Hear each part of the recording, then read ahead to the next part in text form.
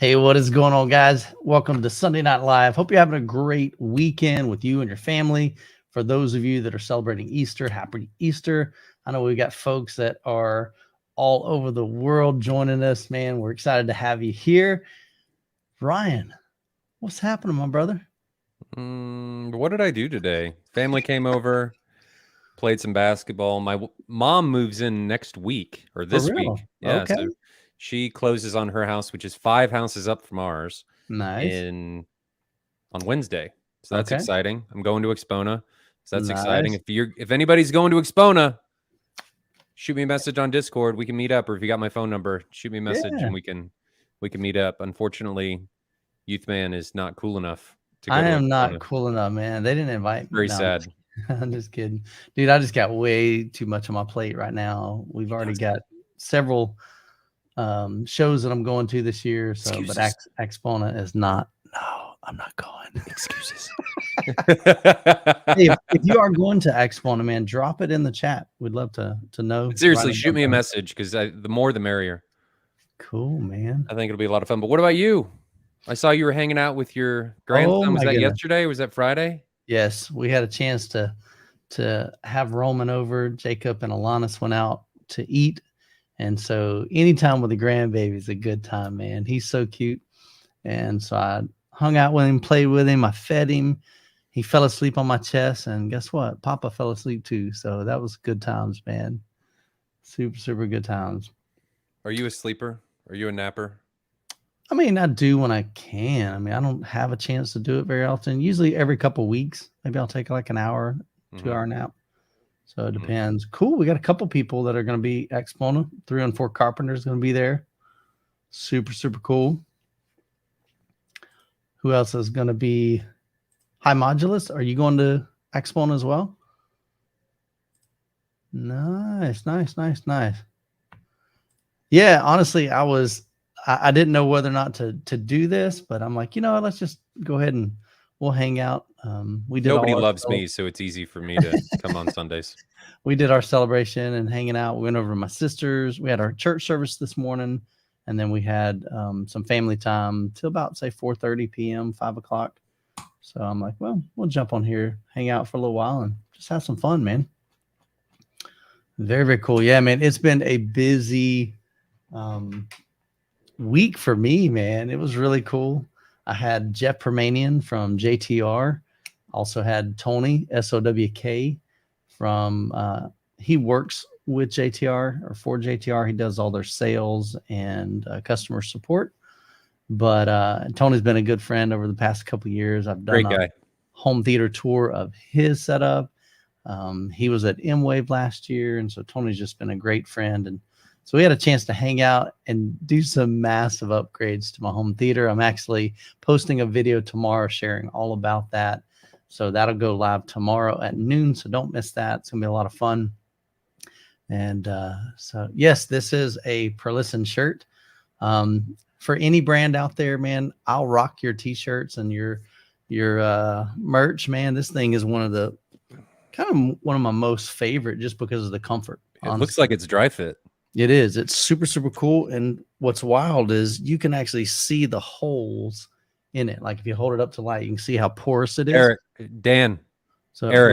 send me a shirt. Ryan wants one, man. Give me one. It is, dude. It's awesome. I'll rep it.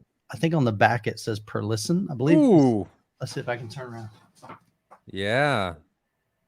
Walking advertisement. Heck yeah, man, dude. I love rocking these guys. I asked Martin Logan if they'd give me one, and they said no. Well, that's a shame. I know. That is a shame. Yeah, so what happens, Hype, a lot of these companies, they don't necessarily like sell merch. They wear it. So when they go to trade shows, they're rocking these, or if they're in an event, but they don't necessarily sell them to the public. Some companies do, like I think Klipsch has even a merch section on their website. The huge brands, I think, do. Yeah, smaller companies don't. How about a White Pal shirt? There you go, man. What? I love it. I think it's awesome. Wow! I mean, people would probably think that was hilarious. Yeah, I think it's awesome. But they need the Batman, you know, like the old school Batman where they like pow and it shows the little cartoon kind of thing. They need one of those. Wow! Put that graphic next to it, man. Yeah, there you go. So who was it? Modulus says he needs to drive over to their place in Verona and get some swag. They might be able to hook you up, man. But they're great dudes, man. I love the guys at Perlisten. And speaking of Perlisten, guess what, dude? They are going to be at MWave 2023. Sorry. It's another year. Yeah. It's happened. Yeah, man. I know it. Let me pop this up here. Check this out, guys. So on the website, if you go up to brands at the very top, boom, here's a list of the brands that are going to be there. And I've added another section. So up at the very top, if you go to attend and experience rooms, you'll see this list is a little bit smaller, but these are rooms that are going to be available for like full on experience rooms. So Perlisten, the last time we met with them, they were looking to do 2 rooms, one room for the R series and another room for the S series. Martin Logan's going to have a demo room. JTR, check this out. If you click on JTR, they're bringing a full 7.4.6 system right here. The Noesis 212 towers, RTs, 6 of the Noesis 110 HTs, and 4 Captivator 4000 ULF, the tall versions. So that is going to be amazing there. Seymour's going to be partnering. Who is that with? Remind me. Seymour's with Storm and Perlisten. Okay, Storm and Perlisten. So they'll kind of be combining their Stereo Integrity is going to be bringing some massive 24-inch subwoofers. SVS. So they're bringing, check this out, man. So they're bringing a really affordable system. So they're bringing 2 of the Prime Pinnacles, the SVS Ultra Center, the Prime Bookshelves, 4 elevation, their PB16 subwoofers, 2 of those. And then they're even going to have a 2-channel setup with a Prime Wireless Pro powered speakers. They've got the Soundbase Pro, which is what I've got in my living room. Love that little guy. And then one of the small micro 3000 subwoofers. And so what we're trying to do is, as brands let us know what they're bringing to the show, then I'm updating their brand page. And so you can always come to the website, click on any one of these and find out what products they're bringing. But honestly, it's just up to them, you know, when they let me know what they're actually bringing. So we would love to have you join us for MWave. I'll throw the dates up here. July the 14th through the 16th. It's in Kansas City at the Kansas City Convention Center. And so you can get all the details at MidwestAVExperience.com. We're continuing to meet with brands and hang out with them and invite them to be a part of it this year. And it's already exponentially bigger than it was last year. And so I'm super it is substantially larger than it was last year. Are you stressing a little bit? Oh, yeah. See, Ryan does all the stressing. I'm just the hype man. I get you guys excited. Oh, yeah. And then I'm like, Ryan, figure out how to make it happen. The latest stress is cables. So a lot of cables. Stress is cables and trying to figure out how to best do the switching for the room correction, because we're changing it up. So last year was a little too complex. Bob did an excellent job on managing that. But the idea this year is to do it with a remote. Yeah. And I need to terminate XLR into speaker wire. Okay. And the company that I was going to work with, they don't make that. Oh, okay. So I think we need to reach out to our partner that we used last year. Okay. I think again, we can talk about that after the stream, but we're going to need substantially more cable. And I think we can rep them quite a bit. Like do MWave connected by blah, blah. Okay.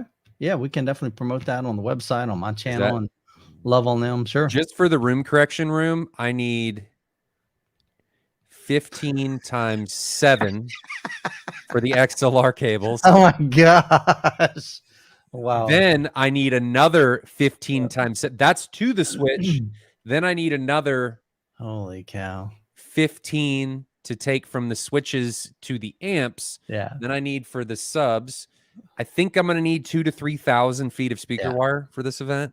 Wow. Okay. And then all the other rooms and stuff. And there's a lot. There is a lot that we're going to need. I mean, last year we had at least $5,000 worth of cables just in cables. Sure. Yeah. but we made it work. And this year's just going to be better. The idea this year is to allow the participants, I want to simplify it, is the participants can use the remote and they can do all the switching and like the room correction. Okay. Interesting. Okay. Yeah.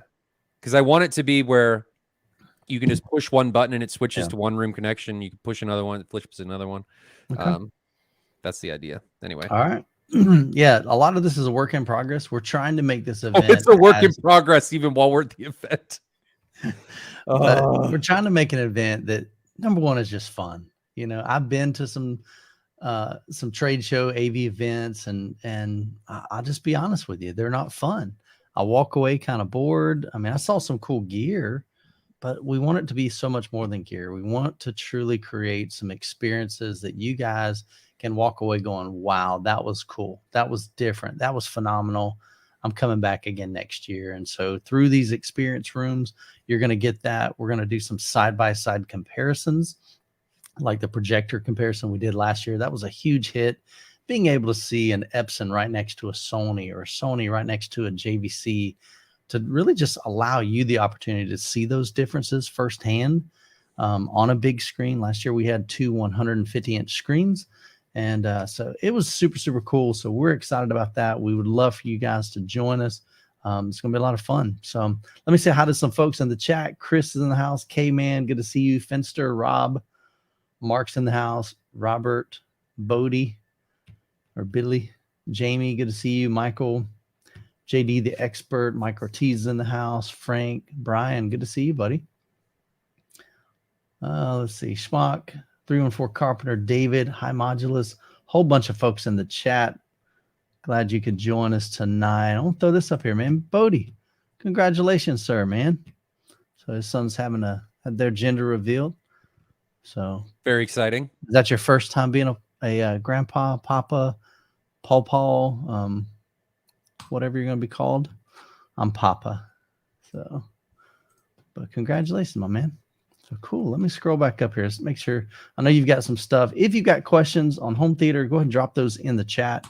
We'll be starring those, and in just a little bit we'll jump in. And man, it's funny because I feel like I'm so rusty.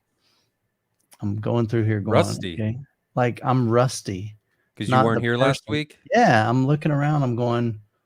Maybe I deleted. Guy doesn't do it for a week, and he's like, "Oh, I can't do it anymore."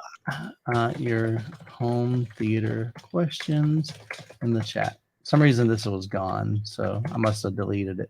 I probably did last week just to make your life more difficult. There you go. See, that's what was confusing me. I'm like, I'm normally on game, man. So anyway, just drop those. We'll get to those throughout the show. And let me just scroll through here because I thought I saw a couple of things that weren't necessarily home theater related. We figure we'll hit those real quick. All right, so those are yeah, man. So Tony, like I said, I'll be sharing that in a video. We installed, so Jeff Permanian was down, Tony was down, and we installed 8 JTR 110 HT-SL. So these are 10-inch coaxial drivers. So we put 4 surrounds, so with 2 side surrounds, 2 rear surrounds, and 4 on ceiling. So we replaced my 4 in ceiling Klipsch speakers and my 4 wide dispersion Klipsch speakers. So I went from a wide dispersion, which has sound kind of angled out, to a direct radiating, and I'll be honest, man, it's pretty stinking awesome. And so I'll share my excitement and some of the process that we went through in that video. So that'll drop tomorrow at noon. All right. I thought there was one more thing before we get to your questions. Yeah, good question here, James. So Zapedi, I have a Zapedi in for review now, and they were going to send me a 4K NAS. If you're in the US, I'll mention this in my review. If you're in the US, you're kind of out of luck. It is illegal. Yeah. So apparently our government thinks that's not cool to be able to rip a disc if you own it and store that on a NAS. Does say it on the movie.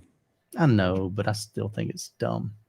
So technically, when you buy a 4K disc, it doesn't belong to you. It belongs to the studios. You're just kind of borrowing it somehow. Technically, yes. You are only buying the license. Yeah. When you buy it. Yes. Well, I want to have a license to be able to put it on something else so I can more easily manage it. I mean, what about these dudes that's got thousands of movies that they have physically bought legally? They're not pirating movie. They legally have. I mean, I've seen guys have massive collections. Yeah, you'll go to jail apparently in the US. So unfortunately, if you're not in the US, you can't get one. Now, maybe you could fly to France and while you're over there, pick up one and bring it back. I don't know. So, or wherever in another country that sells them. I don't know. So yeah, it's unfortunate. I think it's an awesome product. I've been using it for the past many weeks. I really, really like the Zapedi. It's a lot of fun. So very cool, man. All right. Well, we're about to jump in some questions here. Yes. So I did have a chance to dial in the system. So Tony had a chance. His flight kept flight kept getting delayed and delayed and delayed. It was hilarious, man. I'm like, hey, I guess you can tweak my system some more. So we had a lot of fun with that.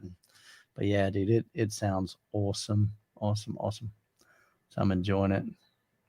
Dang, what the heck? Claude says, Michael, glad you're back. Ryan was talking smack about me last week. All the time. What is up with that, man? All the time. Nah. Here's what's cool, man. I don't think there's a lot of content creators that would allow two guys to just go live on their channel. Total train wreck. No. Last week. No, it wasn't. I don't believe that for an instant. Did you even watch it? I watched some of it. I didn't watch the whole thing. He had to turn it off because it was that bad. Did not. But here's the thing, man. These are two gentlemen that I truly trust. You know, and so I'm grateful for them. I'm grateful. And to me, I'm looking at the bigger picture. Can we provide content that would be a blessing to you, help you in your home theater journey? And that doesn't have to be me. You know, of course I want to be here, but I just wasn't able to last week. So very cool, man. All right. Tony, you just need to quit your job and come to MWave. What's wrong with you, man? Yeah, dude. I mean, that's an easy answer, man. That's an easy answer. The regret only lasts for so long. You get over it eventually. Yeah, for sure. For sure. Yeah, I was far from retirement, man. I spent an hour and a half in my Florida attic. I'll share that in a video. Oh, that was rough. We almost lost him. Dude, that last 15 minutes, man, I've never had a panic attack in my life. No. But I got a little scary up there. Like I started getting so just tired and exhausted and just, I mean, they were feeding water bottles up through the in-ceiling holes. I'm like, hey man, give me some water. They'd feed it up, man. I just chunk it. Then I'm like, oh gosh, I'm about to throw up because I chugged it so quick, but was trying to really, you know, make sure. I can't imagine what that was like in the Florida heat. How hot was it while you were there? I mean, it's like in the 90s. So my attic's probably 130. I mean, it's stupid. I don't know. It's hot. And it wasn't like we did it first thing in the morning. It was like 3 o'clock in the afternoon when I climb up there. That's gross. Yeah. So it was horrendous, but we got it done. But the last 15 minutes, I'm like, I had one more section because basically I was trying to put 2x4s across my joist to make sure that we're getting massively like all 4 screws into basically some studs. We're making our own studs in a way. But man, Tony says he's worried about not coming because he's in the film industry. He is. Tony's great, man. What kind of film industry? Nah, he's legit, dude. Like it's a legit. They're all legit. Don't discredit them. I'm just saying he's like, yeah. Doesn't matter. Let's just say he's a movie star. Let's just say that. Doesn't matter. You should just quit the gig. Yeah. Tank your career. Come to MWave. Yeah. Obvious answer. Yeah. The short version of that is, I mean, it's kind of another name for a pebble, but bigger. That's who he is. Think, Ryan. Oh, I get it. Nah, I'm just kidding. But cool, man. All right, well, let's jump into some questions. If you got them, drop them in the chat, and we will just go from here. All right, here we go. All right, Herbert asked, he said, man, so last night I was running Dirac, an idiot. I'm boosted up. He boosted up the dB levels too crazy to where my signal made a loud noise. Once I shut it off, my drivers now make a nasty crackle. Yikes. Is it just the drivers? So did he push those beyond what they're capable of? So on your trim levels, I'm wondering, like, how high were you? I try to tell people don't, like, I know on Odyssey, I try not to go above 0 dB. I found out from Jeff Permanian, he was talking to me this weekend. He recommends not going above, I think he said like -6 or -5 dB. He said there was a gentleman that he knows that does actual testing on those. And he says you can add distortion even in the negatives. And I didn't know that. I always thought, okay, as long as you're at 0 or below, then you're cool. And I don't think you're necessarily going to damage it, but basically the lower you can get that, man, it sounds like the better and the less distortion. It's going to depend on how you have the reference calibrated to what 0 or whatever -7 actually is. So if you haven't calibrated anything, -7 could be, that's arbitrary. Yeah. Could be anything, and it's going to depend on the sensitivity of your speakers.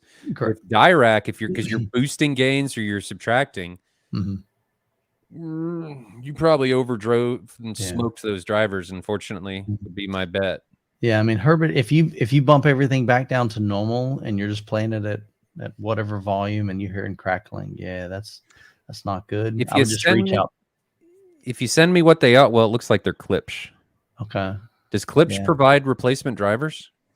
I mean, it depends. Yeah. I mean, they definitely have a parts department, depending on what brand or what model it is. If it's a newer model, definitely they've got parts for that.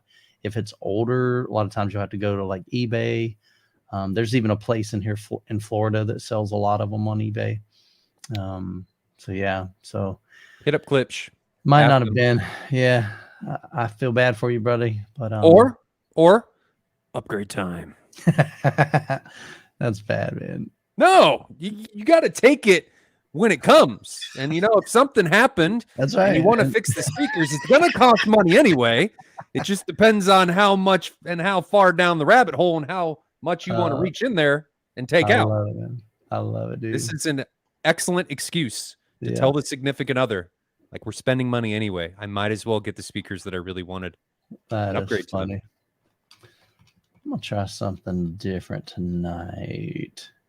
Here we go. Michael's trying something. It's a little scary.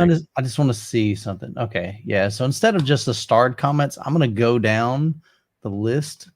And that way I can kind of keep my eye on other comments. And so I may throw those and kind of sprinkle those in there. So I think I'm going to do that. All right. So Rick Johnson says, where can I find the best plans for making acoustic panels? That's a great question. To me, I think as far as a really great resource would be the AVS forum. There is an entire thread just devoted to acoustic panels, but then there's a ton of guys that have built them and included them in what they call a build thread. So I know when I was building my theater, one of the things that I did was I started a build thread, and it was basically, hey, here's my plans. Here's the dimensions of my room. Okay, I started building my riser, and then I would have questions. So you'll find a lot of people have made their own acoustic panels, and they've included that in their build threads. But I would definitely reach out to the AVS forum. It's still a great resource today. I don't know, and YouTube, man, Google it. Wow. Go to YouTube, search for how to make acoustic panels. And there are definitely plenty of guys out there that'll walk you through how they made theirs. I know Kyle, Life of Bliss, he's got a great video on. Look at that. Oh, is in the house? Oh, see, no. There you go. Okay. Thought Kyle stopped in. No. But yeah, he's got a great video, great friend of mine.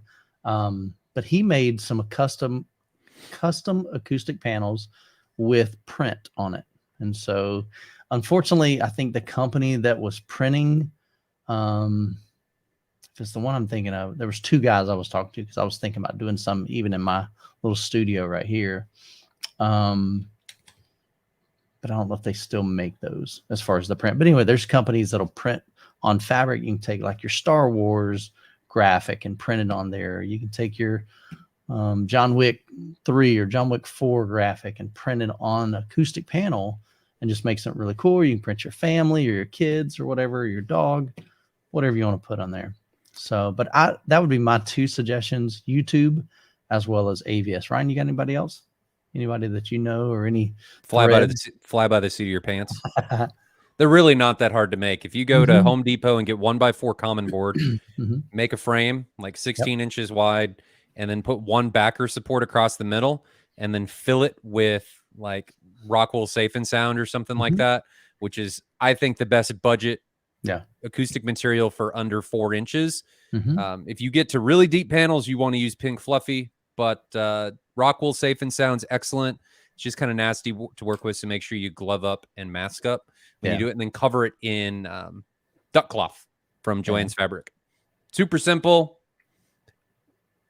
easy to make. One suggestion: if you guys make your own panels, get a pneumatic stapler. Don't try and do this. Sure. You know, some of you may have beefy wrists. Yeah. But anyway, you want to use it, you'll wear out.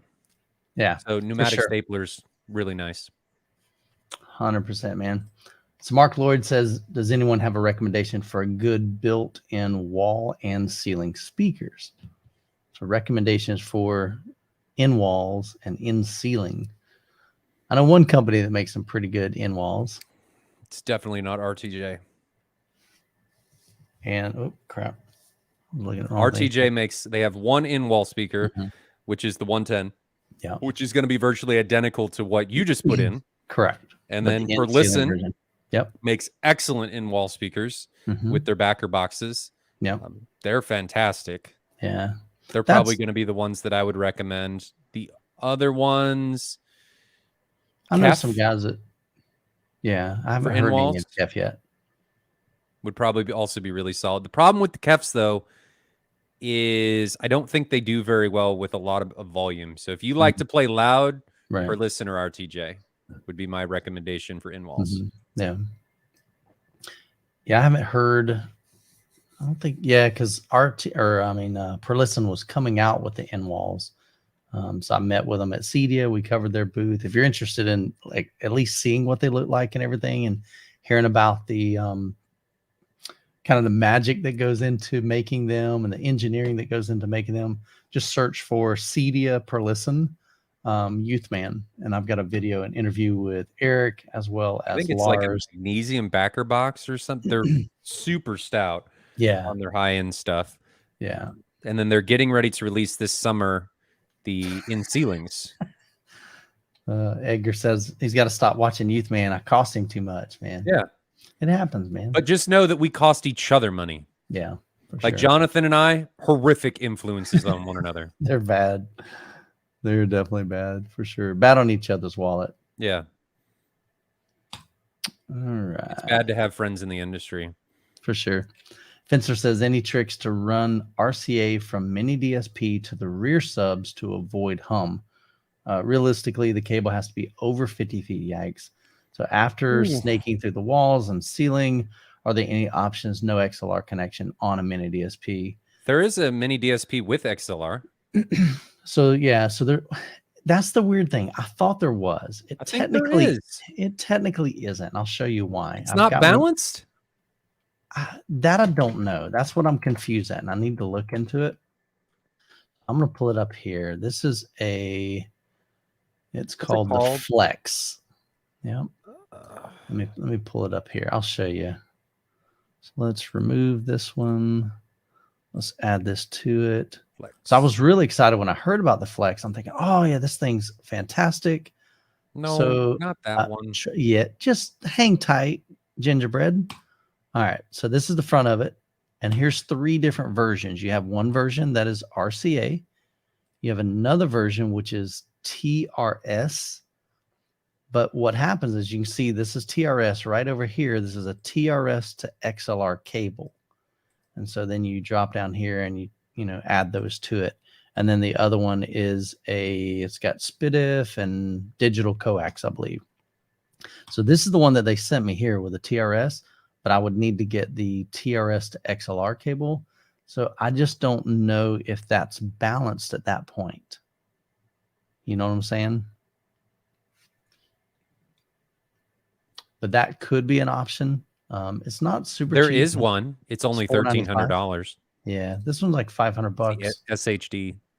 Yeah, so this is quite a bit more than the mini DSP, and I think you've already got a mini DSP.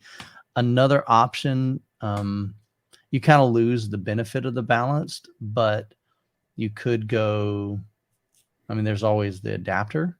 So you could do an XLR cable, and then at the end go XLR to RCA. I think they make one of those. If you're actually worried about distance, maybe try wireless.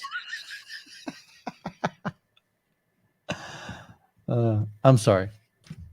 Continue. Megatron's cracking me up, man. He said I was a potty mouth for calling you a gingerbread. Just childish. I didn't know what to say. I'm like, I'm trying to be mean, but that's about as mean as I can get. Childish. Yeah. Wireless, maybe, if you can't do it. Wireless has come a long way. Could be a possible solution, but obviously the best answer is to buy a Storm. Do they have an option to do like Ethernet and then convert? I know we can do that like with HDMI. I wonder if you could do that. I think there's converters, but you're increasing complexity at that point. Not that wireless isn't. But he doesn't have that option. So I think there's wireless. I'd try that. Okay. The only benefit, well, it depends on what he's trying to do. Maybe if he's doing mini DSPs, well, he's doing the mini DSP anyway. Then you run wireless outside of that. You're adding cost. But 50 feet, it's a long way for RCA. Yeah. Fencer says, does wireless introduce delay? Yes. It all does. The mini DSP is going to introduce delay, a significant amount of delay.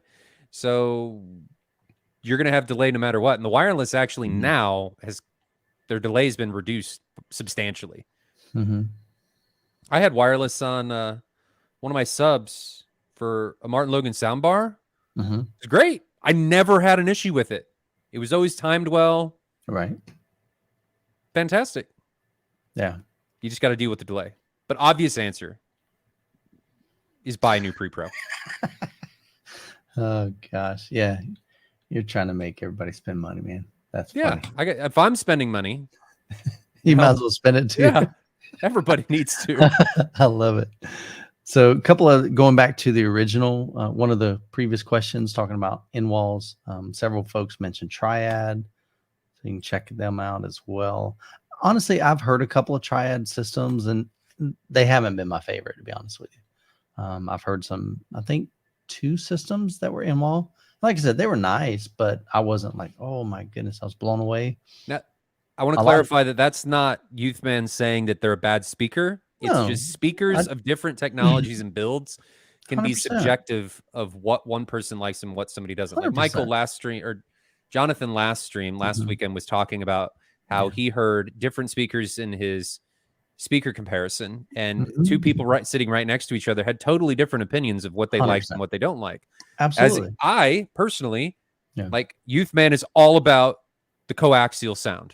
Yeah. I'm not a huge fan. I like horns. Yeah. Right. I don't. That's just, it's subjective. There's nothing wrong. I think RTJ makes a phenomenal speaker and I sell a lot of them. It's just not what I like personally. Sure. But what I like personally, I try not to impart on everybody else. Correct. So I've always encouraged you guys to do this. Listen to as many speakers as you can, because eventually you're going to do this right here. I don't like them. That's not really what I'm looking for. And you're going to narrow it down to one brand. Maybe there's 2 or 3 brands that you're like, dude, I could easily see myself enjoying a system from X, Y, or Z brand, or maybe it's just X and Y, or maybe it's just X. And you're like, that's what I want to build my system around. And so that's part of why we do what we do at MWave. We want to give you opportunities to hear different brands in a home theater setup, in a 2-channel setup, in music, movies. So you can develop your own opinion. I'm not trying to tell you to go and buy per listen, even though I'm rocking their shirt. This was free. It's not sponsored video or nothing. I just like the feel of it. I saw Eric at Seed. Sell out. Dude, I said, yeah, dude, I'm a shill. I was like, Eric, I love that shirt, man. That thing looks awesome. He's like, I'll send you one. I'm like, sweet, I'll rock it, man. So, Eric never told me that. Hey, you got to ask. Hey, the Bible says you have not because you I haven't asked asked not. I asked. That's all. Yeah, they're super great guys. I need to but, ask him. I need to yeah, ask Corey about a Martin Logan shirt too. yeah, but Ryan's exactly right, man. This is definitely my opinion. This is just what my ears prefer. Think about it. The gentleman that, or these two guys that had that system, do you think they're listening to it going, it sounds okay? No, they're going, dude, this sounds amazing. That's why I bought them. And so it's the sound that they like. It's the characteristics that they like. So absolutely, it's definitely, I'm never going to impart and say, hey, look, you need to buy this. And that's why I hate the question, what speaker should I buy? I can't tell you that. I mean, I can tell you what speakers measure well, but the reality is we all hear differently. We all have different preferences. And what I find sounds amazing, you might sound, kind of say, man, that's too laid back, or maybe that's too forward sounding, or that's too bright, or that's too veiled. Maybe the mid-range is too forward on those. And so that's preference. So you got to kind of find what works best for you. What does Frank say? Coaxial speakers. How would you guys describe coaxial sound? Is it similar to the sound of horns, JBL, Klipsch? I would say so. Very detailed, very Not dynamic. Klipsch. Well, I mean, it is. Klipsch is horn. But Klipsch is colored. Yeah, but I mean, they have a Klipsch sound. That's not bad. It's just they 100%. have a Klipsch sound. They're not neutral. 100%. Yeah, they're definitely on the brighter side. Something like a JBL is going to be very detailed, very, very dynamic. JTR. Who else makes some of the horn? Ascendo. Ascendo. Okay. I've only heard one system from Ascendo. I'm excited. I'm actually going to hear another one at Atlanta Home Theater. Yeah. They're building out an entire. So here's I think coaxials are great. My issue with them is I'm not a huge fan of them for music. I think for home theater, they're excellent. Mainly because it's not that they don't sound great. They do. It's just the imaging doesn't do it for me. That's it. Gotcha. Okay. That's it. To each his own, man. That's awesome. Yep. Obviously, Michael's wrong. Why do you think I moved on? No, I'm just kidding. Just kidding. Supernova Moore says, whatever happened to the Modulus media player? Did it get canned? The Modulus media player? I am not familiar with that. I don't even know what that is. Modulus media player. Automated. Modulus 1. Yeah, that's what I'm saying. A Modulus M1. It's like $6,300, $6,400. It was announced at CEDIA last year, so it's probably still coming. Okay, so it just may be in the works. If this is what you're talking about, I found it here. Why is it so expensive? This says a premium DVR, so I'm not even sure. Yeah, it's a movie server, DVR, record streaming. Oh, okay. It's like your own Kaleidoscape. You can upgrade the drives in it. Okay. Ew. Interesting. Up to 88 terabytes. Okay. So it's like a NAS. Right. So I think it's just a NAS with their proprietary whatever Modulus is doing for the software side. Yeah, that's a new one for me. Honestly, I haven't heard of Modulus, so hopefully they'll have some more information coming out pretty soon for you. Rob Lambert says, Paradigm XR13 sub. Just got one. Do I need a second? You always need a second, man. Congratulations, by the way, man. He needs a third. Yeah. So I'm a big fan of multiple subwoofers for a lot of reasons. We've talked about it many times on this. I'll just give you the short of it. Multiple subwoofers. You can put them different places in your room. And when you dial them in together and they're time aligned and EQ'd, you can get a better frequency response across multiple seats. You also have not even just multiple seats. You can actually improve the frequency response for one seat.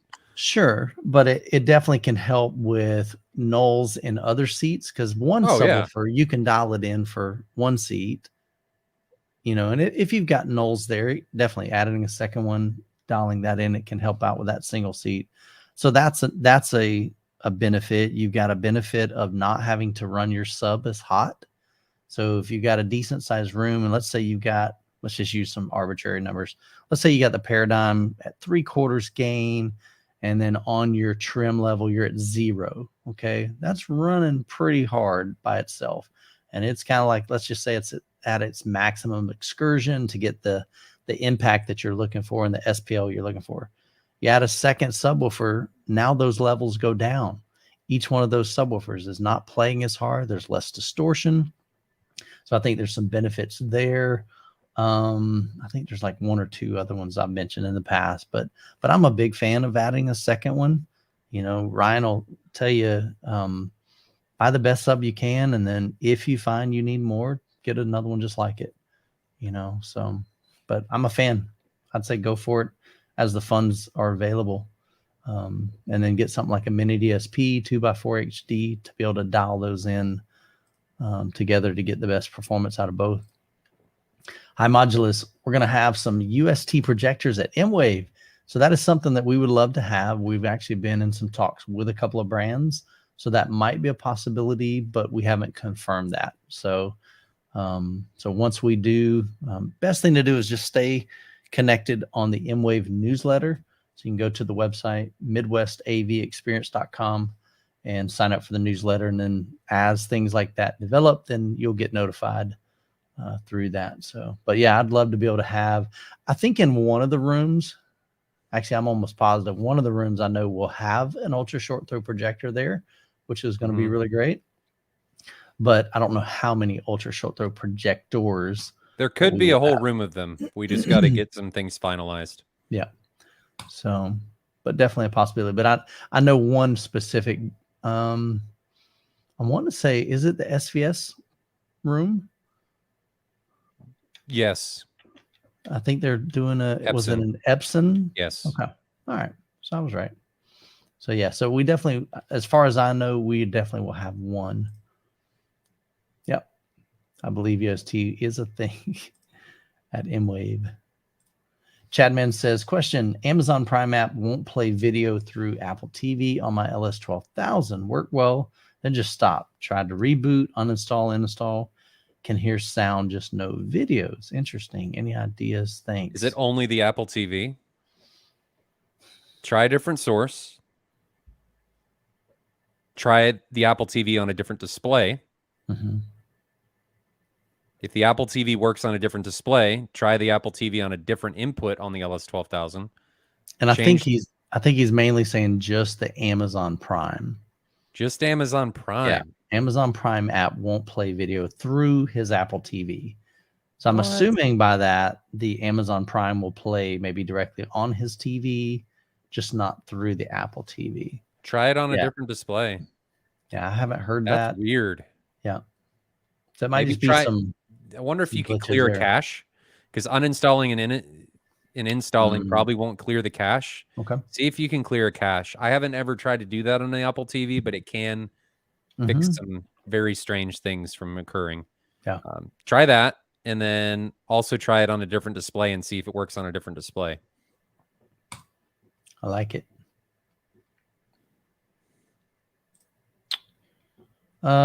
Jamie says, I want the 212s. Will they do discounts? So again, you'll just have to reach out to the manufacturer, which is JTR. I think he's talking about the ones at MWave. Oh, gotcha. We'll just have to check with them. I know some of the brands have told us up front, they're like, look, we don't want to take these things back. So we are definitely willing to sell these discounted. I would imagine that they'll be available. So Tony, if you're here, can you ask Jeff? I'm going to send Tony a text right now. Okay. Yeah. So some of the brands are like, look, I mean, because it costs them a lot of money to ship them back. And so if you're going to be at MWave, that definitely might be a possibility. I know last year we had Seymour sold several of their screens at the show. They're like, dude, we're getting on a plane. We're ready to go home. If you want these at a discount, we'll hook you up with a Youthman deal. And so, but yeah, so that's a possibility. I just can't guarantee that. So best thing to do is reach out to the manufacturer that you're interested in. Had your back, got that. All right, here we go. Rob says, I'm stressing. He wants to come. Just have to see if I can afford it. Hey, Rob, go into your garage. Look for stuff that you haven't used. I thought you were going to tell his car. Nah, our event doesn't cost that much, man. No, man, just look around, sell some stuff, sell some old gear. You probably got some. If you're like me, you got a couple pair of speakers lying around that you hadn't listened to in a long time. Sell those things, man. We'd love to have you, Rob. That'd be awesome. Tony says, Ryan, I appreciate your knowledge, vibe, and sense of humor. It's all a clever charade to so cover I up agree, my insecurities. I agree with 2 out of 3 of those. So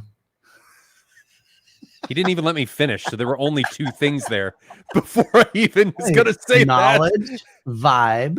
Oh, I thought you were talking about what I said. No, I was just messing. No, definitely. I appreciate those as well. I want to make a great Santa Claus when I get older for how red I get when I laugh. Oh, fun stuff, man. As you can tell, we like to have fun. All right, let's see. Youth man back from retirement. Man, I was a little far from retirement. Swag for all attendees. I don't know if he was talking about MWave. So we do have a merch store. I need to design some shirts. I need some shirts. Yeah. The cool thing is, I mean, you design them and these companies print them. I mean, it's not a moneymaker by any means. It's really just a convenience, especially when we're doing polos for MWave. I think Ryan was like, Michael, I think we barely break even on these things. And that's okay. I'm cool with that. It's not a moneymaker. But yeah, we've got some MWave merch you can check out. Yeah, so good question here. So it's kind of a question. Hype says, hope you guys document the event experience for those of us that can't make it. So one of the goals for this year is freeing me up so I can make more content. Last year I was too busy helping to run the show, so I didn't really film anything. And so this year I'm actually hiring 1, if not 2 other guys to help me document and videotape that. We want to record the seminars and some different things like that. So as that information comes available, we'll let you know. Oh, that's cool. So Billy's going to go with Pappy. It's a girl. Congratulations, man. So Billy mentioned earlier he's going to be a grandpa. Super, super excited for you, man. Reggie Walker is an integrator in the Midwest, man. Awesome, dude. Hope you're coming in MWave, man. Would love to have you. Appreciate it, man. All right, Schmock91 says, there we go. That just glitched for a second. Schmock91. Whoa. What? All right. Oh, yeah. Whoa. I love it. It's funny. Home Theater Nerd, appreciate the $5 super chat. Hey, fellas, do you have a recommendation as to the best angle from the main listening position to mount Atmos speakers? So yeah. Well, I think what he's saying is maybe like how forward and how backwards. Oh. So here's where I don't know. All right, where I go is I search for I just go to Google and do Dolby Atmos layout. And if you look at Dolby Atmos, there's a couple things. You can go to Dolby Atmos layout. And then let me make sure this is the right page. Holy cow, that is blown up big time. All right. Or you can search for speaker setup guides. And so I'll share my screen. So this is typically where I go, but it's kind of weird. So if you guys can see my screen, so I just search for Dolby Atmos speaker setup guides. I'm gonna click here to learn more. So on this page, you've got all different setups. If you got a 5.1, 7.1, 9.1, 2.1, and they go through all of them. This is the documentation that I always recommend. Yeah, and this is where I do too. So, and here's where it gets kind of weird to me. So I'm going to scroll down here. So I have a 7.2.4. Technically, it's a 7.1.4. And so you can see here, this is up firing Atmos. So if you've got that kind of setup, in my setup, I have 4 on ceiling. So mine's going to look like this. So it's a 7.1.4 overhead speaker setup. So I've got 4 height speakers angled down. So if you click on that, then you're going to see some angles. Dolby Atmos is all about angles. And so you can see here, I'll see if I can zoom in for you guys. It doesn't really zoom in, but you can see in this one from your primary listening position. Well, that's for your mains. So that doesn't even show your Atmos. Let me go down here. Should be another, really? There should be another.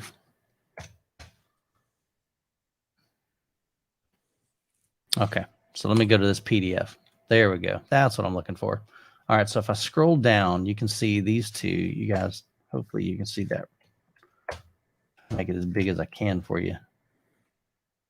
Hopefully you can see that. So if I scroll over here, you can see from your primary listening position, your front Atmos speaker, your height speaker can be anywhere between, say, 30 degrees and 55 degrees. So you're going to need to use like an app on your phone or even an old school protractor, just whatever, so you can find the angle. So it's 30 degrees from horizontal, like straight in front of you, up to, so 30 degrees up to 55 degrees. And then the inverse of that, which would be 125 degrees to 150 degrees. So that's really what you're going to be using is angles. It's not about, because think about it, everybody's height is different. I've got 10-foot ceilings. Some people have 8-foot or 7-foot or 12-foot or 14-foot. You've got different room size and dimensions, different, room layouts. And so this is just what I tell people to go by. This is going to show you your angles for each of your speakers, your surrounds, rear surrounds, and Atmos and everything. Where, to me, it gets a little confusing is there are definitely some people that say, okay, those documents are great, but that's for like home, but you really should be using the studio like documentation. But my concern is that's not anywhere on, I don't want to say anywhere, but that's the information that Dolby's given us as consumers. I mean, a 7.1.4 layout is a consumer home theater. That's not a layout for my local cinema, so that's the documentation that I've always gone by. But there are others that tend to use the studio layout. And so that's where I say it just gets kind of, there's differences of opinion. But that's where I would recommend you go. And then another thing is you can go to Audio Advice's website. They've got a cool new calculator. I actually made a video on it last year at Audio Advice Live. And so you can plug in your room dimensions and how many rows of seating, and it'll physically, once you get done with it and you hit save or whatever, it's going to take you to a page and it'll tell you, okay, your front Atmos speaker should be 4 foot from the front wall. And it's doing all the math for you. It's figuring out those angles. And so that would be another resource as well. Ryan? I echo whatever you just said. Whatever. I echo everything you just said. It's all good, man. Try and stick to use the documentation as a starting point and then make adjustments from there. Yeah. Ideally, if you're focusing on main listening position, I'm a firm believer in angling the speakers back at the main listening position. Yes, but 100%. There's going to be variation depending on what you're trying to do in your theater. Everybody's situation is going to be different. Most speakers are going to be different. So I can't really say this is how it has to be. Mm-hmm. There's going to be things that you're going to want to do as compromises in order to make whatever you're trying to accomplish work in your specific space. Yeah. So hopefully that helps you out there. But that's where I go to. That's my, I either use that or point people to Audio Advice's website. Spillage Village, appreciate the $10 super chat. What are the trade-offs of going with bookshelves instead of towers for a left and right on a front stage? I feel like I'm getting a nicer speaker, albeit small. The room is 11 foot 3 inches by 11 foot 7 inches. So trade-offs going with a bookshelf instead of towers. So hopefully you've got quality subwoofers. So if you do, those lower frequencies are going to allow those bookshelf speakers to play louder. So there's definitely some benefit there. If you're trying to run them full range, 100% go towers all day, any day. But I don't recommend running towers full, especially for movies. I think you'd be much, much better with a dedicated subwoofer. So if you can with that, I like towers personally. They look Or cooler. yeah. Here's the thing, and maybe this could be placebo, honestly, but I've demoed some towers and I've demoed some bookshelf speakers, and to me, I feel like I get a bigger, like just a bigger overall sound, not just in bass, but just a bigger overall sound. Now, granted, it could be the fact that, okay, they're using a bigger like tweeter, or maybe they have a bigger, like in my case with Klipsch, they have a bigger waveguide for the tower versus the smaller bookshelf. So maybe it's dispersing that sound a little bit differently. But I personally like towers, but I think you can absolutely get a killer setup with the bookshelf system up front. And if you can, get 3 identical bookshelves up front. That would be awesome. Most people don't have that luxury to put a vertical center channel because they've got a TV in the way. But if you can do 3, if you want to go with bookshelves, do 3 on the front sound stage, man, that'd be awesome with a pair of subwoofers to handle the low end. So that'd be super cool. But I think you can definitely get a great sound from bookshelves. Here's the reality too is, some people say, well, with bookshelves, you've got to, they take up less space. Not so much, because you got to buy a speaker stand anyway. That's going to take up floor space. So I think for the most part, it ends up being about the same thing.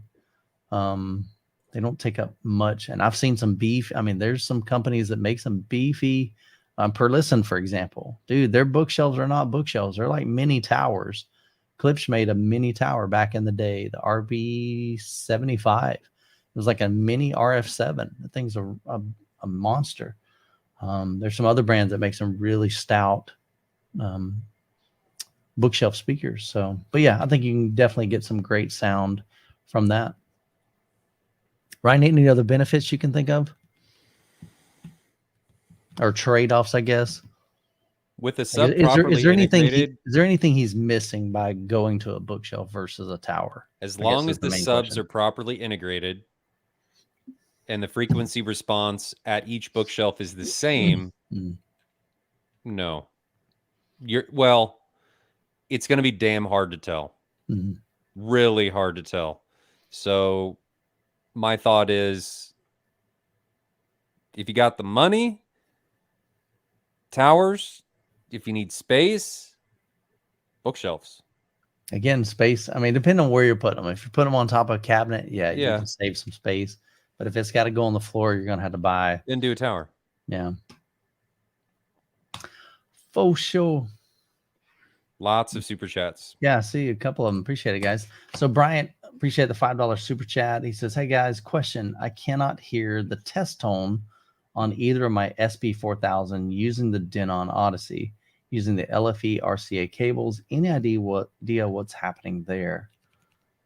So I'm assuming you've got a Denon, you're going through the Odyssey, you're doing your test tones. He's using the subs LFE on the RCA. I'm trying to think what wouldn't signal that. One thing you can try is on the SB4000, there may be a switch on the back that says auto and on. First of all, just go ahead and turn it on just to make sure that that you're getting that. I'm trying to think, what else could he be experiencing there? Can't hear the test tone, and that's on either one of them. Okay, so if it's on either one of them, so then that's something in the Denon that's not sending the signal to it. What it sounds like. What could he test? Do they work without the set? Not in the test tones? Okay, so like if you're playing a movie, do you hear them? Are you sure they're connected to the correct subwoofer outs on AVR Pre-Pro? Make sure it's not. Some of them have an input. It's a 7.1 channel input. Yeah, definitely make sure it's not there. So Brian, let us know in the chat when you're listening to movies or music, do you hear the subwoofer? If you don't, that definitely could be a connection issue. The other thing is go into the Denon, go into amp-assign, and make sure that you've told it you have 1 or 2 subwoofers, depending on if you're using one or both of those sub outs. Because if they're not turned on, it doesn't know to send the signal to them. And so then you're not getting that. So we'll keep an eye on the chat. Let us know, and we'll come back to that.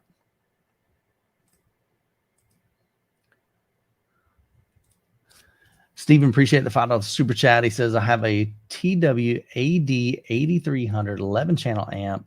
It's 300 by 3. Dude, what a beast. 155 watts by 8. Man, that sounds like an awesome. Oh, Tone Winner. Okay, I wasn't familiar with TW. So Tone Winner amp.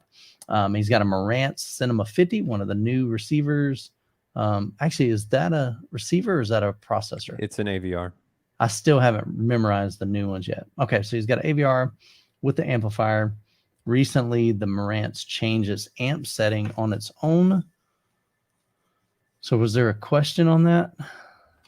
He's probably wondering why that happened. Okay. Could have happened during an update. Maybe they changed something. Yep, settings. Are you referring to like the amp assign? That'd be my guess. Okay. My guess is it was an update that changed maybe what was going on. The only thing I could think of. One thing I like to do, Stephen, or drunk calibrating. One thing I like to do is I use the Odyssey app. It's like $20. But what's great about the app is you can dial it in, calibrate it, save it. And then if something squirrely goes on, you can always reload that. And so it puts the settings right back to where you had it. So as far as why that changed, I really don't know. But like Ryan said, it could have been an update that changed some settings. So when in doubt, blame the manufacturer. But dude, that's a lot of power. That's awesome, man. I'm happy for you. Chris, appreciate the $5 super chat. Got any summer movies you're pumped for? Actually, I am. Also, Youth Man, can I please have a hug? You need a hug. Dude, I will give you a hug. He's coming to MWave. Chris is, he sends me texts sometimes. He's like, dude, I checked out another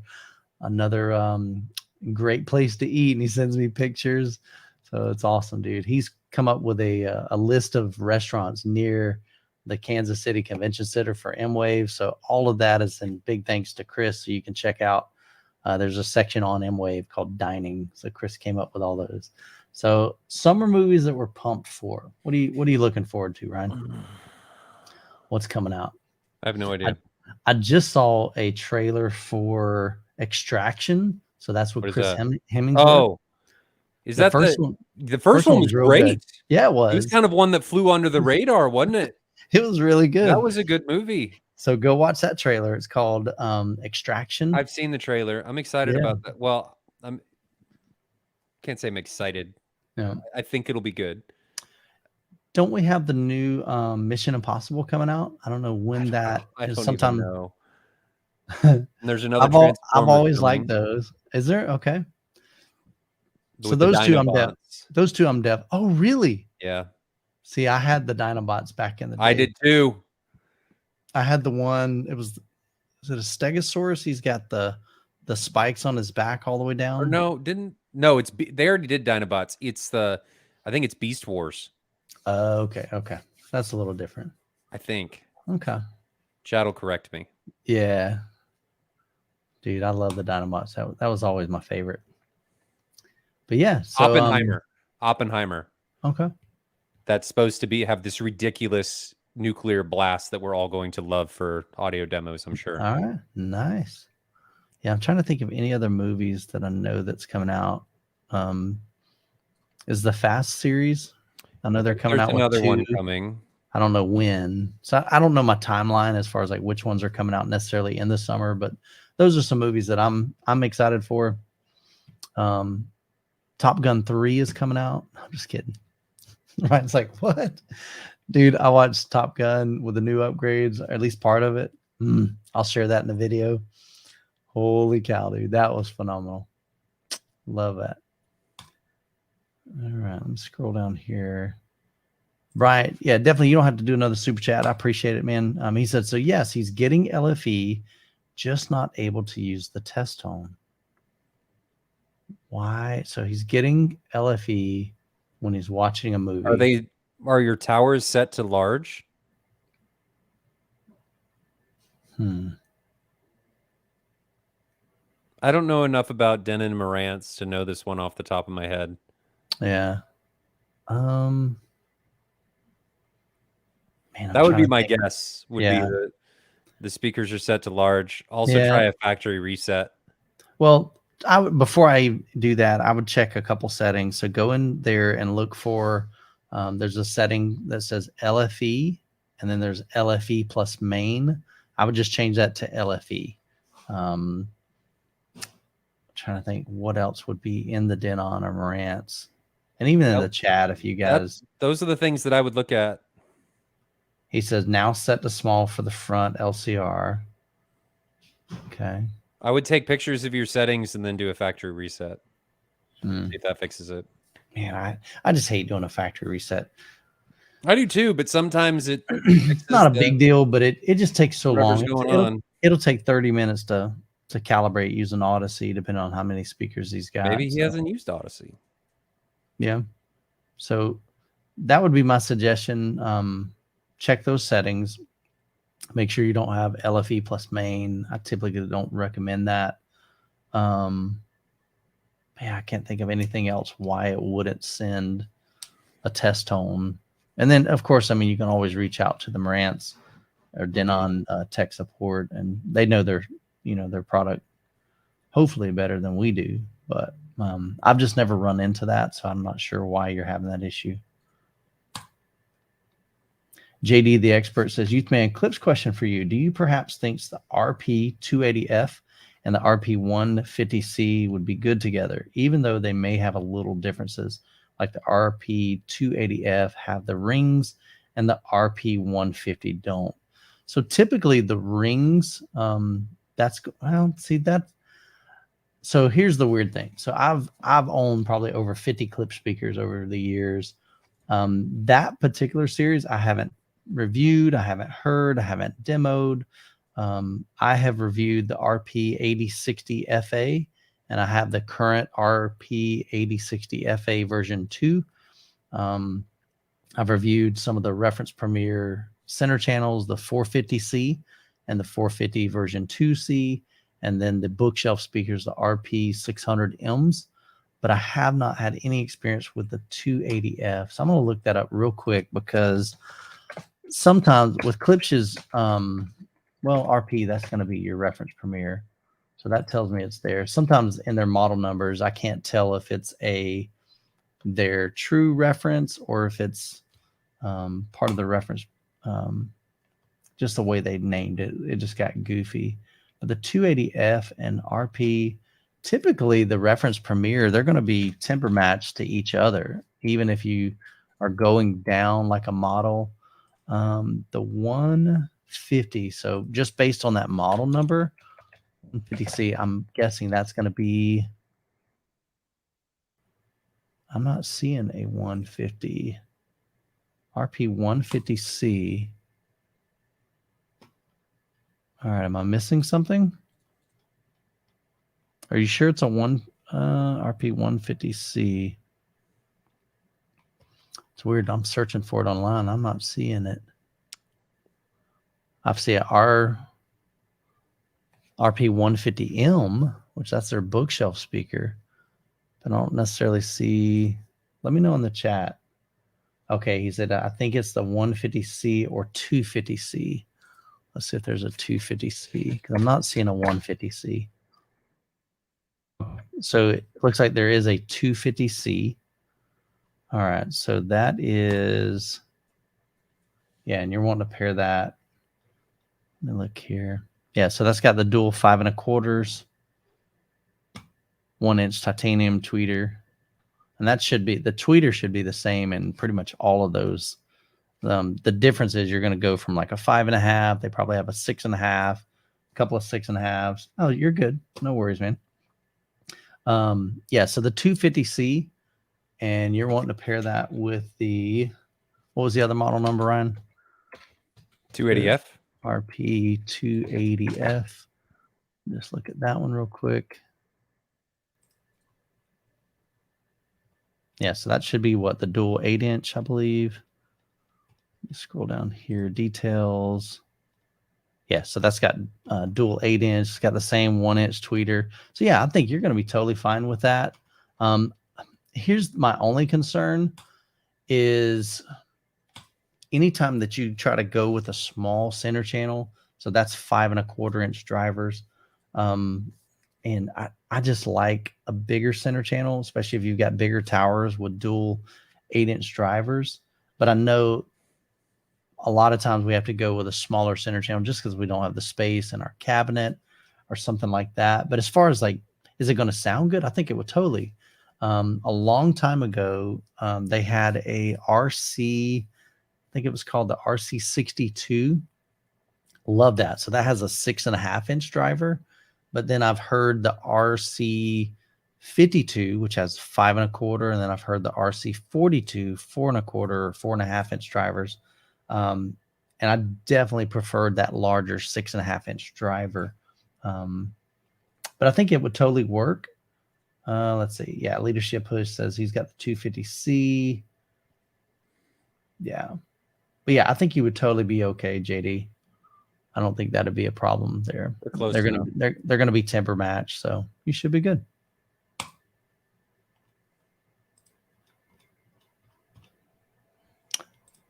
Vatter says, appreciate the $5 super chat. He says, which AVR should I go with? The Denon 3800?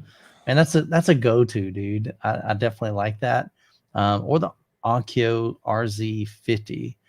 Onkyo now has Klipsch optimized mode, which I don't know. I know they're partnered now because they're under the same umbrella company. I don't think that really matters. Yeah, I'm not. That could be a marketing thing. I don't know. I mean, I'm sure it does something. Yeah, but yeah, it's not going to make or break. Yeah, EQ on the 3800.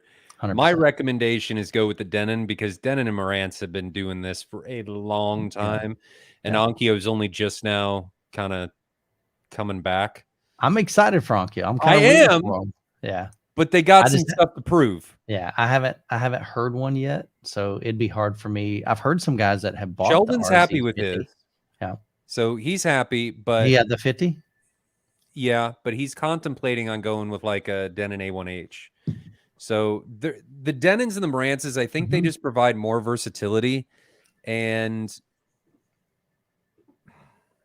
I would go personally with the 3800H. And if you need one, hit me up. We can make that happen. Cool. But that's my suggestion. You got any other thoughts? Well, the big kind of like going back to what you said. I mean, nothing against Onkyo. Onkyo for a long time was my go-to recommendation. I'm like, because they were providing a solid product. They had Odyssey built in.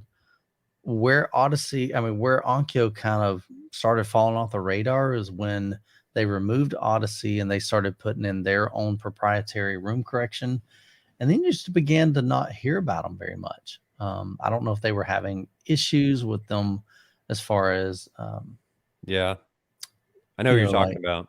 But we just hardly ever heard anybody for many years say, yeah, you should get an Onkyo. Leadership also brings up a good point that there's 4 sub-outs on the Denon. That's big. That's cool. In today's world, that is big because it's 9.4. 3800? Isn't it? Holy cow. That's pretty awesome, though, if that is. Denon 3800H. Yeah, it's 9.4. Nice. That's huge. Yeah. It is. Okay. 4 powered subs. I like that. So yeah, so my recommendation as of right now, I mean, we're still kind of waiting on. Yeah, there you go. Subwoofer 1, 2, 3, 4. Sweet. Yeah. So like I said, a lot of guys have been recommending the 3800. It's just kind of that sweet spot. So that'd be my vote. That's what I think. Don Phillips, appreciate the question here. Okay, what can I do to my subwoofer so my downstairs neighbors, they don't complain, I guess? No, I'm going to assume it's so they do complain. Don Phillips is a full steam ahead troll. And I fully support him. Downfire. Yeah. Downfire, you said. Yeah. If you're asking what can you do to make them complain, just get some great subwoofers. If you're asking what you can do to not make them complain, don't use subwoofers. Yeah, I would look at maybe a tactile transducer. Yeah.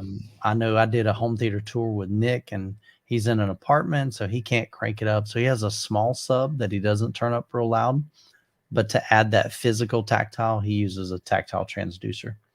So yep, that would be my recommendation. So, but if you're trying to disturb the neighbors, man, just get some big bad boy subwoofers and let her rip. Call Jeff. There's a lot of companies, man, that holy cow, we got a ton. All right, here we go. We're trying to blow through these. Schmuck says, have either of you heard Krix speakers? If so, what were your thoughts? I have not. I've heard of them. Tony from Build Montage has them and loves them. Ryan, what's been your experience with them? I think they're good. I wasn't a huge fan of the subs. The Krix speakers are going to take more of like the JBL horn professional approach. They're more of a pro driver. Like their subs aren't set up to get super low, so they can do a tremendous space at very high SPL, but they're not going to dig super low. The Trinov room at ISE used them, and they did okay. It's kind of dry, which is where that kind of dry wet thing came from when we first talked about this. And I say they're dry because they don't dig super deep, so you get that thump, but you don't get anything below that. So I think their speakers are good. Yeah, their horns. Yeah, nothing wrong with them. I haven't heard them at all. But check out Build Montage. Like I said, he lives in Australia, and Krix is kind of over that direction. So I think they're actually in Australia, maybe, or at least overseas. So, all right. Critical. All right. I just want to make sure I said it right. Critical Plays says, did any of you guys ever hear a full active home theater with a matrix system like the Dynacord P64? So I haven't heard the Dynacord. I've heard full active storm systems. Yeah. They're like Dante, AES. I've heard a fully active in a 2-channel setup. I don't know if I've heard a home theater setup that's fully active. Gene Della Sala with Audioholics, he's got an active theater. The RBH. Yeah. Yep. But I haven't heard it. So yeah, unfortunately. I heard you heard one. The RBH one at Audio Advice last year was all active. Okay. So I have heard one. Yeah. Yep.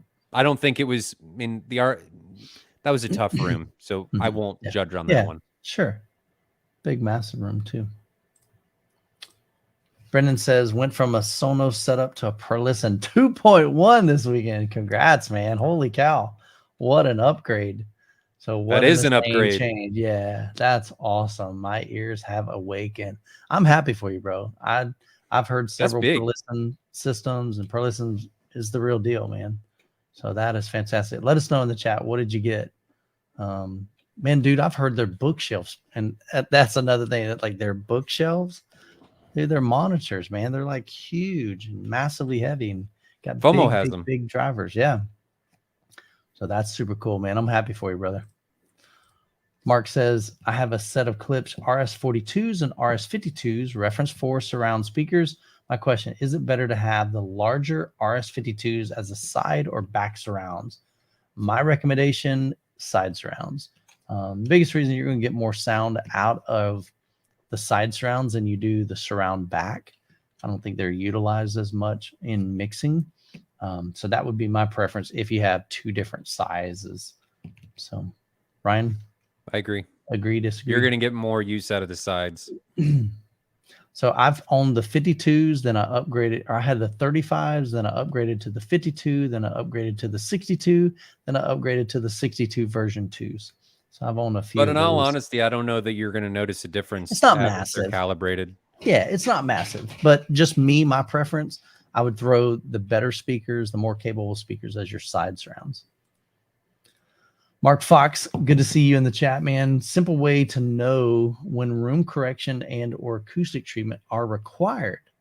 To me, if you stand in the middle of your room and you clap one time pretty loud, just listen. If you hear boing, oing, oing, oing, acoustic treatment is required. In virtually every space, acoustic treatment is needed. Yeah. Very few rooms are going to sound amazing. No, But I can't even say that any room, because they're all going to have acoustic treatments. Well, you can have a room that sounds good acoustically, and it has some natural things that have tamed those reflections. If you just got hard walls, you're going to have massive reflections. Yeah. I remember what? What do you mean? I just think you're going to need acoustic treatments no matter what. For the most part, yes. But I'm saying that's just a simple way to know. You ask for a simple way. It doesn't get any simpler than that. Stand in the middle of your room or sit in your primary listening position and just clap one time and do it decently loud. Yeah, and you're right. Listen. That's the simplest way to do it. You don't need any tools. I remember a long time ago, before I added acoustic treatment, I did that. Somebody suggested it. And I heard boing, yoing, yoing, yoing, yoing, yoing, yoing. And I went, that's probably not good. It was horrendous. No. I had what they call a slap echo. It was, I mean, it's bad, man. So imagine this, though. When sound is coming from your, let's just say your front 3 speakers, sound is coming directly at your ears and hitting you. And then there's a reflected sound that is hitting the wall. And then if you don't have any acoustic treatment, that sound is now hitting the other wall, coming back, hitting you again. Your brain is going to hear what I refer to as unintelligible sound. It's going to sound muffled. It's going to sound not clear and precise. It's just going to sound bad. And you're going to think, oh, I need a bigger center channel. I need to bump up. You hear a lot of guys in the forums. If I'm talking like this, you won't be able to understand me. You hear a lot of guys in the Facebook groups and AVS forum or something, and they'll say, oh, just boost up your center channel, a couple dB, 2-3 dB. No. All you're doing is amplifying the issues. So that would be my suggestion. But I'm with Ryan. I think just about every room can benefit from acoustic treatment. It was one of the last things I did in my room, and I regret that. I wish I would have started with acoustic treatment, 100%. And it doesn't mean you got to go out and spend a fortune on those. There's some great DIY. We talked about that at the earlier part of the show. Or do like I did, get a Youthman deal. These acoustic panels, you can't really see them. There we go. Let me see if I can move out of the way. So these right back here, I paid $11 a piece for. That one. There's one over here. There's one here, one here, one here. So I've got about 7 or 8 of them or 10 of them that I bought from my neighbor. And so he bought them, or he had them built. Either him or he had them built. That's crazy. They're DIY, and I paid $11 a piece for them. So, but they're great, man. Nothing fancy. It's literally a frame, some acoustic, transparent fabric over the top, and then some like rock wool. Is that what they call it? Mm-hmm. Owens. Way back in the day, everybody was recommending Owens Corning. I forget the number, like 604 or something like that. Anyway, but pretty much everybody now is saying rock wool. Well, rock wool is just because it's more readily available and cheaper. Yeah.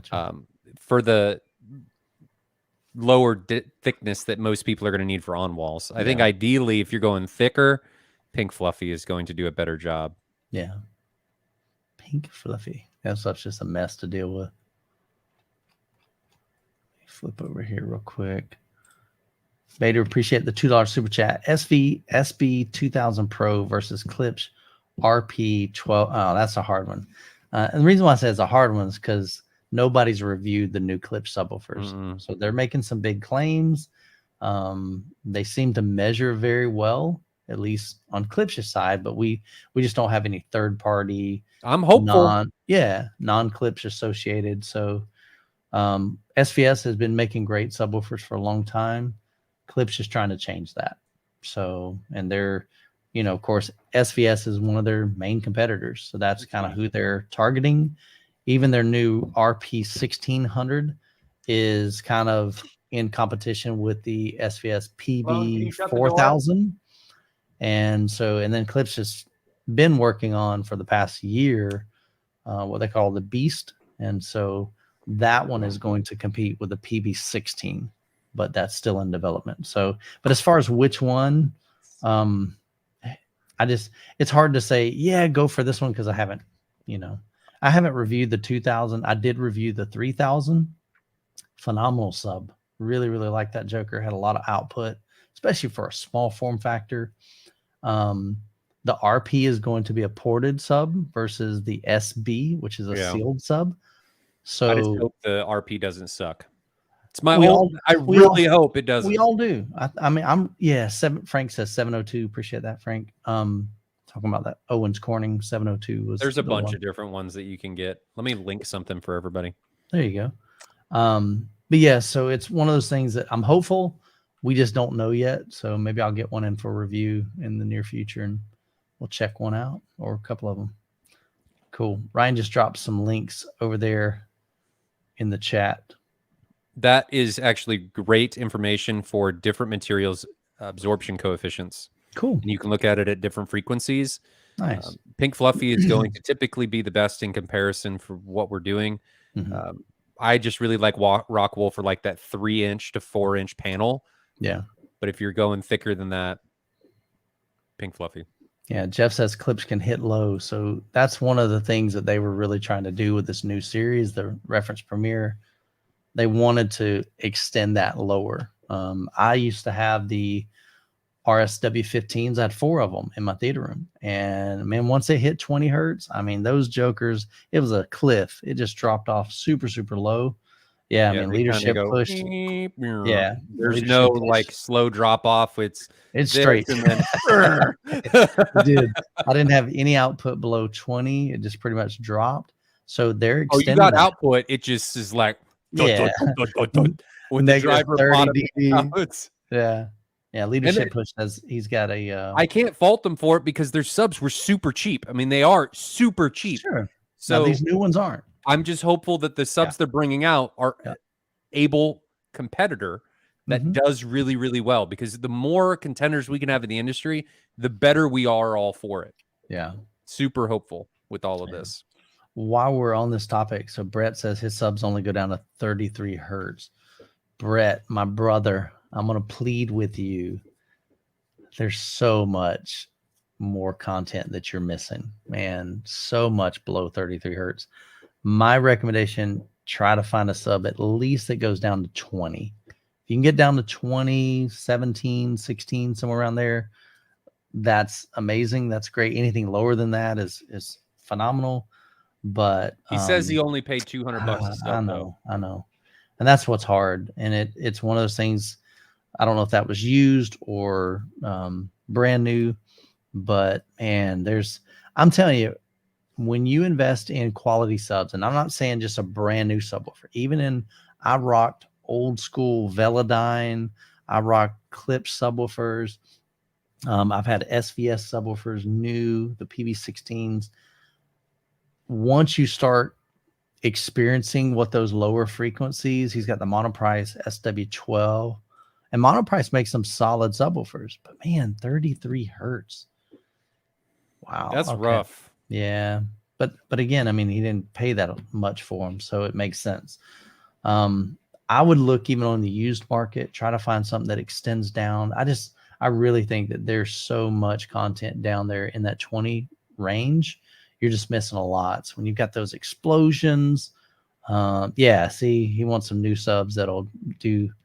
Yeah. Sorry, we clicked on it at the same time. Okay. Yeah. He wants it can do Jurassic Park justice, and it will. That's the thing. If you can get down to 20 hertz, that's where it's at. Anything lower than that, even better. So that'd be my plea to you, sir. I think it's great. All right, back up to the top. Jeffrey says, what is the best way to adjust a projector's color to be as accurate as possible without any test equipment? Oh, fun. So a color reference one could use as I adjust the settings. Mine is quite red. So he's got an Epson 3800. Make it not so red. Yeah, but I guess he's saying, like, is there anything like on YouTube, test patterns, you could buy, maybe Spears and Munsell disc? You could buy reference sets that you could hold up to the screen and then try and color match them by eye. Yeah. You could do that. If he does Spears and Munsell, really all you're going to run into is subjectivity of what your eye tells you is red. Right. but it would be like test equipment. Like he doesn't have to buy a colorimeter and that sort of thing. But my point is it's just going to be a full red field, and it's just going to be what is he calibrated to in red? I mean, what is he adjusted to? So I've never tried to calibrate colors, so I don't know what options are out there. You're just going to have to go through and set things by eye. Yeah. See, Paul says the Disney Wow disc which is what I've got. I've got the Spears and Munsell disc as well. New Spears and Munsell disc just came out on pre-order, baby. Okay. 2023 version already. I tell you, the old one wasn't very easy to use. Which one? The original Spears and Munsell. Well, the OG one. Yeah, he's learned a lot. Yeah. So hopefully the new one has. The Disney Wow makes it so simple. They're like, they give you a kind of an intro. Here's what we're going to be testing. Here's what you're going to look for. Now we're going to show you a test pattern, and you're going to go into your contrast, and you're going to adjust it until you no longer see this. Yeah, okay, I can follow directions. The Spears and Munsell stuff, I think, is more geared toward pro calibrators. It is. But it'd be nice that if a consumer could have something of that nature. So, and especially on a 4K disc. I think my Disney Wow is only Blu-ray. Yeah, I agree with you, Paul. Brett says go to the paint store and get red. Yeah, but then you're relying on what they say is red. So here's the interesting thing. Think about this. There are millions, if not billions, of colors. And so red, like what is red? And your wife is probably going to tell you you're wrong when you say this is red. And there's that is apple red. Yeah. Yeah. There's 50 shades of red. All right. So Josh says, question, running Dirac, what crossovers you running? 80 hertz, all speakers with LFE at 80 hertz. So not everything. I mean, 80 hertz is just kind of like a general, that's a good starting point. That's what THX ref says. Yeah. But I think your speakers are capable of more oftentimes. Like I run mine at 60. Ideally, you want to go as low as you have a flat frequency response from the speaker. In my opinion. Yeah. I mean, if you run Dirac, it's going to recommend a crossover setting for you. So, but sadly, you just can't say, okay, I think you need to do this. Because if that was the case, we'd all be running the same crossover in our setups. So there's different models, there's different capabilities on your speaker. Also, how they're interacting with your room, and your software is going to try to analyze that and give you the best suggestion. But the reality is sometimes it can be wrong too. But I would at least try what they recommend, see if it sounds good. If not, try changing it, see if that sounds better. Because I know sometimes in the past I've had Odyssey suggest that my Klipsch Scalas could handle down to 40 hertz. And I'm like, are you kidding me? They barely handle down to 70. Mm-hmm. So I had to bump them up to about 80 hertz. So, but with ladies and gentlemen, measure. Do not trust anyone's speaker measurement claims on the website, because your room's going to impart quite a bit into what you're actually measuring. Faux show. Terry Miller says, looking for a good HDMI cable for the Panasonic 9000. Any suggestions? So I know Ryan's got his preferred brand. Depends on the situation. Why the situation? If he's got an NV and he's got a JVC, I'm going to say one thing. Okay. And but he's got a Panasonic. Where's that Panasonic going though? Like, is he just trying to connect it into the AVR Pre-Pro? Then just like an 8K passive would be great. Nothing under 2 meters. Nothing under 2 meters. Because there is such a thing as a signal coming in too hot. So you want to make sure that the cable's long enough that you're not interesting. So you're not overloading the input card. That can cause problems with like loss of sync or negotiation, black screens, and see, Chris. Typically you don't run into problems. See, Chris. Yeah. But I do recommend not going less than 2 meters. If it's super short, I still recommend going to a reputable brand. There is so many issues in the HDMI space. There are so many cable manufacturers that are spouting BS about, oh, I'm meeting the spec. I'm doing this and I'm doing that. No, you're not. So spend a little bit of money like you would on a quality cable. Don't just buy the cheapest thing out there. Get it from a reputable manufacturer. I've had really good luck with the upper end of Monoprice's lines. If you want to go to like the guys that do video, AV Pro Edge is one of my favorites. All they do is video, and they're heavily utilized in the professional space. They're just more expensive. Martin says Zeskit for short run HDMI. I've heard good things about Zeskit. Yeah, I haven't messed with them. So I've used Monoprice in my setup. I've got a couple of different brands. I've even got some SVS cables. Those have worked well.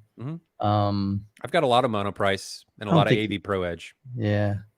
Like Ryan's saying, if you've got a long run, like my case, I've got a 50-foot run. You need to go with an active cable, like a fiber optic. Do not skimp. Yeah. Yeah, it ain't going to make the signal. Like everybody's suggesting Rui Pro. Rui Pro gets the job done. The one problem I have with them is they run stupid hot. I mean, if you touch like physically, like if you touch the output end and the input end, they are like burning hot. Yeah. And what that indicates, if they run for that long, there's going to be a failure, right? Any type of electronics, when you run that hot, something is going to fail. So I've had 2 of them fail. So they get the job done and they solve issues and they can be really cheap. I applaud them for what they're doing. I'm sure a lot of people haven't had issues with them, but I am of the opinion you buy from a reputable manufacturer that stands behind their cables. AV Pro Edge is phenomenal. Like that JVC issue that we've talked about a little bit. No other company is looking into this. They're actually diving in and getting it fixed. And it's an industry-wide problem. So I applaud AV Pro Edge for taking a look at that. It's awesome. Yeah. Definitely got some suggestions in the chat, so check those out. Guys have had good luck with certain brands. Don't if you can do Balin's, if you can avoid them, I wouldn't use them. Balin's, I've never even heard of that. Balin's, they're like HDMI to Ethernet. Okay. The issue there is anytime you add something to an HDMI signal chain, you are asking for trouble. So for anybody that doesn't know, I work for MadVR. We make a video processor, and I deal with a lot of custom installers all over the world. If there is ever any type of HDMI negotiation, flashing, handshake problems, no signal, first thing I ask, is there any type of splitters, switches, or distributions in the signal chain? If there is, it is almost always the problem. So if you can avoid it, my recommendation for any long run, run a Smurf tube with an HDMI active cable in it. When you run the HDMI active cable, pull a pull string. So if you ever need to replace it or run another cable, pull string's already there. It's a good way to do it. I would avoid Balin's though. Yeah. We had to use that in our youth ministry because I had like a 300-foot. I mean, I'm in a massive sanctuary. It was the old sanctuary of the church. HDMI over fiber. Well, it probably wasn't there when. Yeah, no, it was Ethernet, but again, we weren't running 4K. It was a 1080p signal, but yeah. Anytime. Yeah. Does that include video over IP? So here's my issue with that. You can do that. Here's the problem I have with that. Look at what's been happening with the HDMI spec over time. It is steadily been increasing in bandwidth requirement. Correct. If you're running video IP and you run X number of Ethernet lines, eventually that is not going to work. So anytime you're running Ethernet, I implore you, run Smurf tubes because that gives you the flexibility to change things down the road. You're not stuck with whatever's there. You can make changes later on down the road. Yeah, Smurf tube is basically conduit, plastic conduit, I'm assuming. Yep. So just allows your cable to kind of go through that tube so that when you're pulling it through, it's got a smooth transition versus getting caught on wires and power cables up in your attic or insulation. It's typically a little more expensive, but future you is going to love past you if you think about that stuff in the future. Yeah. I wish I would have done it. I've even told people, I'm like, oh, I'm going to do it. And then back then we were talking about PVC piping and that was expensive. So I'm like, oh, I'll just go cheap. I'll climb in my attic. Yeah. The Florida attic. How do you feel now? Fun. So here's a true story. So I had a long HDMI cable upgraded to the JVC NX7. And I needed to upgrade to a 2.1 cable. So I got the cable. Monoprice sent me a bunch of cables. We did a big giveaway, and I kept some of them for my setup and promoted them. And I left it literally on the ground. It went up my wall and through my projector hole for a year because I didn't want to climb that stupid attic. And then a friend of mine, he's like, we could get this through your attic without even going into your attic. I'm like, really? So I made a dedicated video on that on my channel. Like, what's the best way to pull that safely? And he showed me how to tie it a certain way. It was pretty cool. Yep. So super and guys, cool. For anybody that's asked questions that we haven't answered yet, we're getting there. There's a lot of questions. We're going to be doing this for a while. There's a few. You're still asking them. Yeah. So don't worry, we'll get there. You may have not to get watch all the video in VOD, but we're rolling. All right. There's no such thing as a quick question, but Fail says, hey, quick question. First, I have a Polk T15. Thinking about upgrading them to the XT20s. Will it be worth it? Worth it is always subjective. Also, is the Polk HTS12 a good sub? It looks like a strange design. So my honest opinion, I don't think Polk has ever made an amazing sub. A lot of manufacturers haven't. Yeah, they're probably very inexpensive. I'm not familiar with those models. Prime example, we used to have Polk in our showroom at Circuit City way back in the day. The Polk was always the first one to blow. We blew it every time. We'd put a new one in there, we'd blow it. It was like a 12-inch subwoofer. They just weren't that great. Velodyne was the go-to that we used to promote back then because you could crank that joker and it was solid. So in today's standard, that'd be like Polk versus SVS. SVS is going to have a lot more reliability.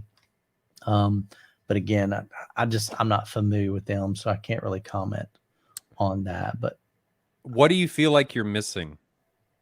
They're both pretty entry level. I mean, you got $149 a pair versus $300 a pair. Yeah. So what do you feel like you're missing? Are these?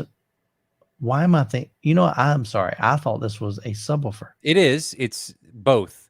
The HTS12 is a sub, and then he's also talking about speakers. Okay, because that's what threw me off. I Googled the XT20. I'm like, wait, these are speakers. Okay, yeah.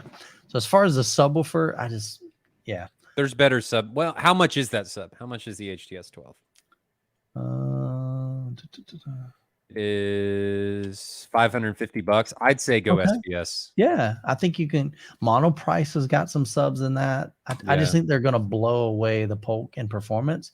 And the cool thing is, if you love the sound of Polk for the speakers, that's the sound you're going for. Keep those. There's absolutely nothing wrong with running a different brand subwoofer. Monoprice, SVS, Shoe. There's a lot of different brands out there that will smoke that Polk. And if you can find it on the used market, you're going to get a better sub for less.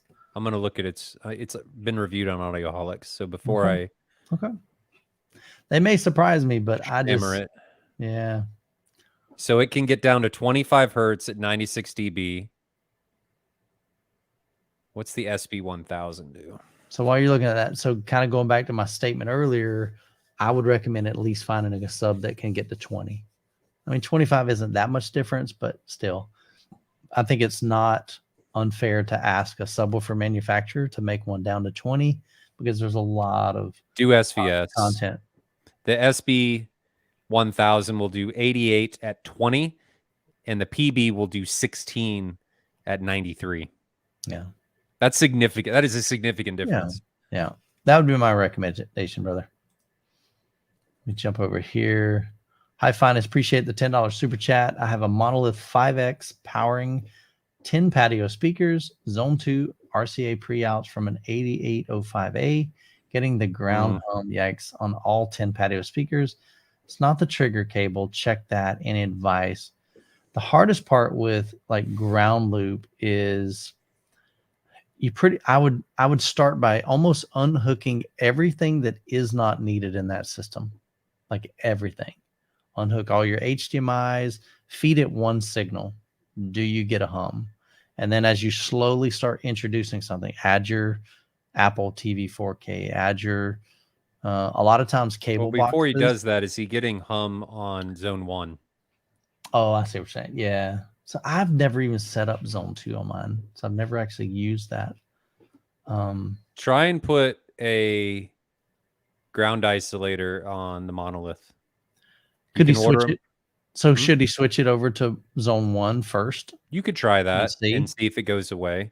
I don't think it will, though. If it's plugged into that outlet, I don't think it will. There's a loop. Yeah. So my recommendation, buy a ground isolator, like IFI sells one. So if there, a lot of different things can cause hum. It doesn't necessarily mean it's a ground loop.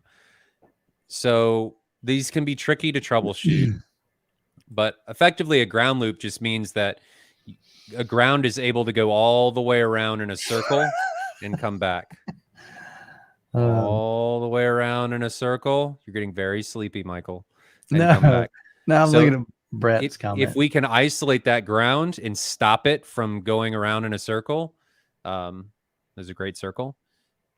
If it is a ground loop, we can potentially remove that, as long as it's not, well, if it's on all the speakers, yeah, I would assume it's the amp. Michael, if you disconnect, like, yeah, that would be the first thing that I would start with, is a ground isolator.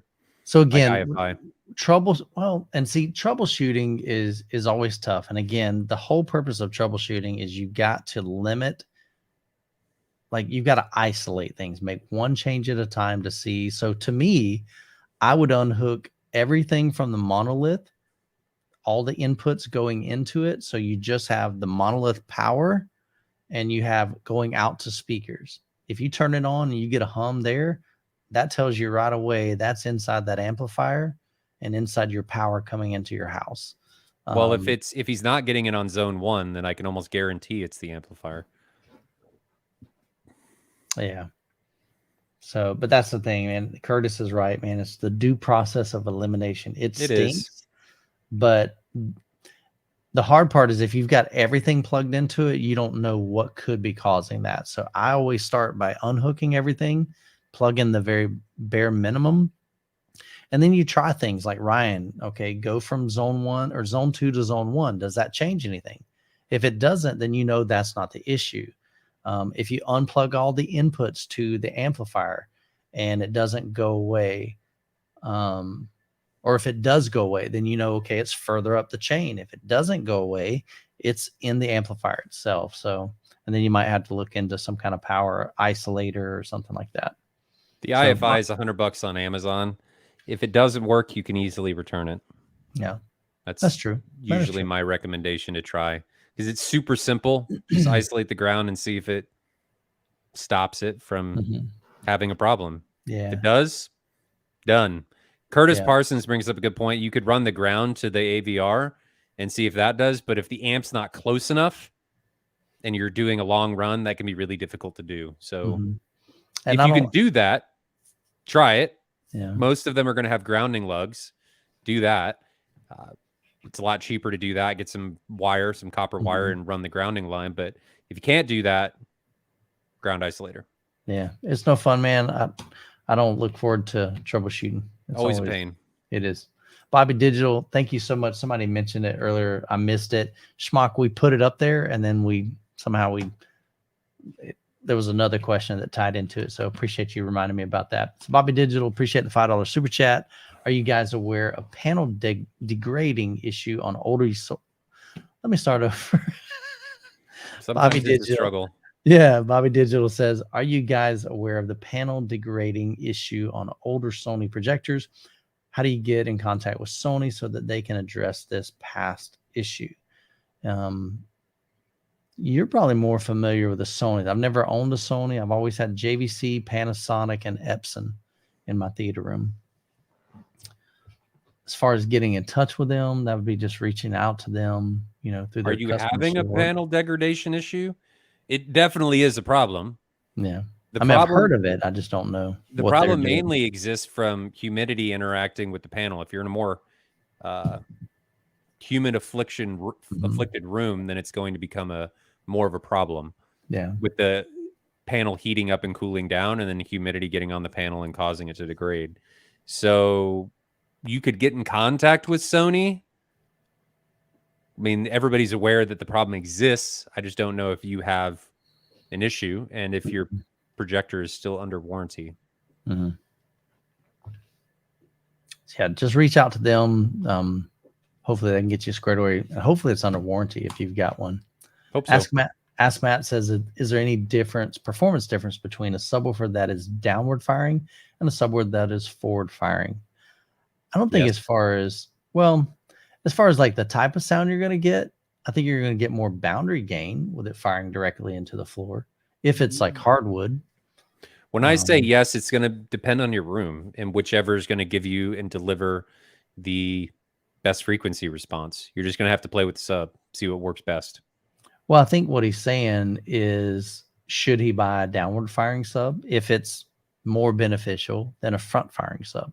That's hard. There's too many variables that go into that. That's what I'm saying. It's like, if I've got hardwood floors, I don't want to fire a sub directly into a hardwood floor. To me, I think it's going to be too boomy. It'd be like taking your subwoofer and turn it around facing your wall. A lot of subs now are variable where you can put them in multiple directions. Like all the Martin Logans, you can change how they sit, downward and forward. Really? Well, that's interesting. Yeah, See, I didn't know that. Super nice. So you can ultimately take the feet off and then turn the sub and put them on a different way. I mean, ultimately, I would love recommending, hey, take RE if you've got one already, which I'm guessing you don't. You're just trying to figure out which one should I buy. There's not a lot of subs that use downward firing in their configuration, but if you have the capability, like with the, you said it was Martin Logan does that or Paradigm? Martin Logan.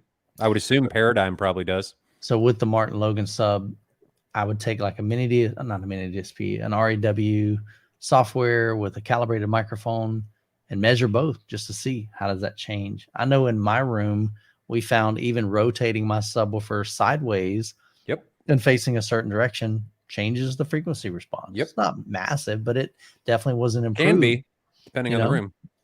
So measurements are always a good thing. If you want a Martin Logan sub, hit me up. They make some mid-bass monsters.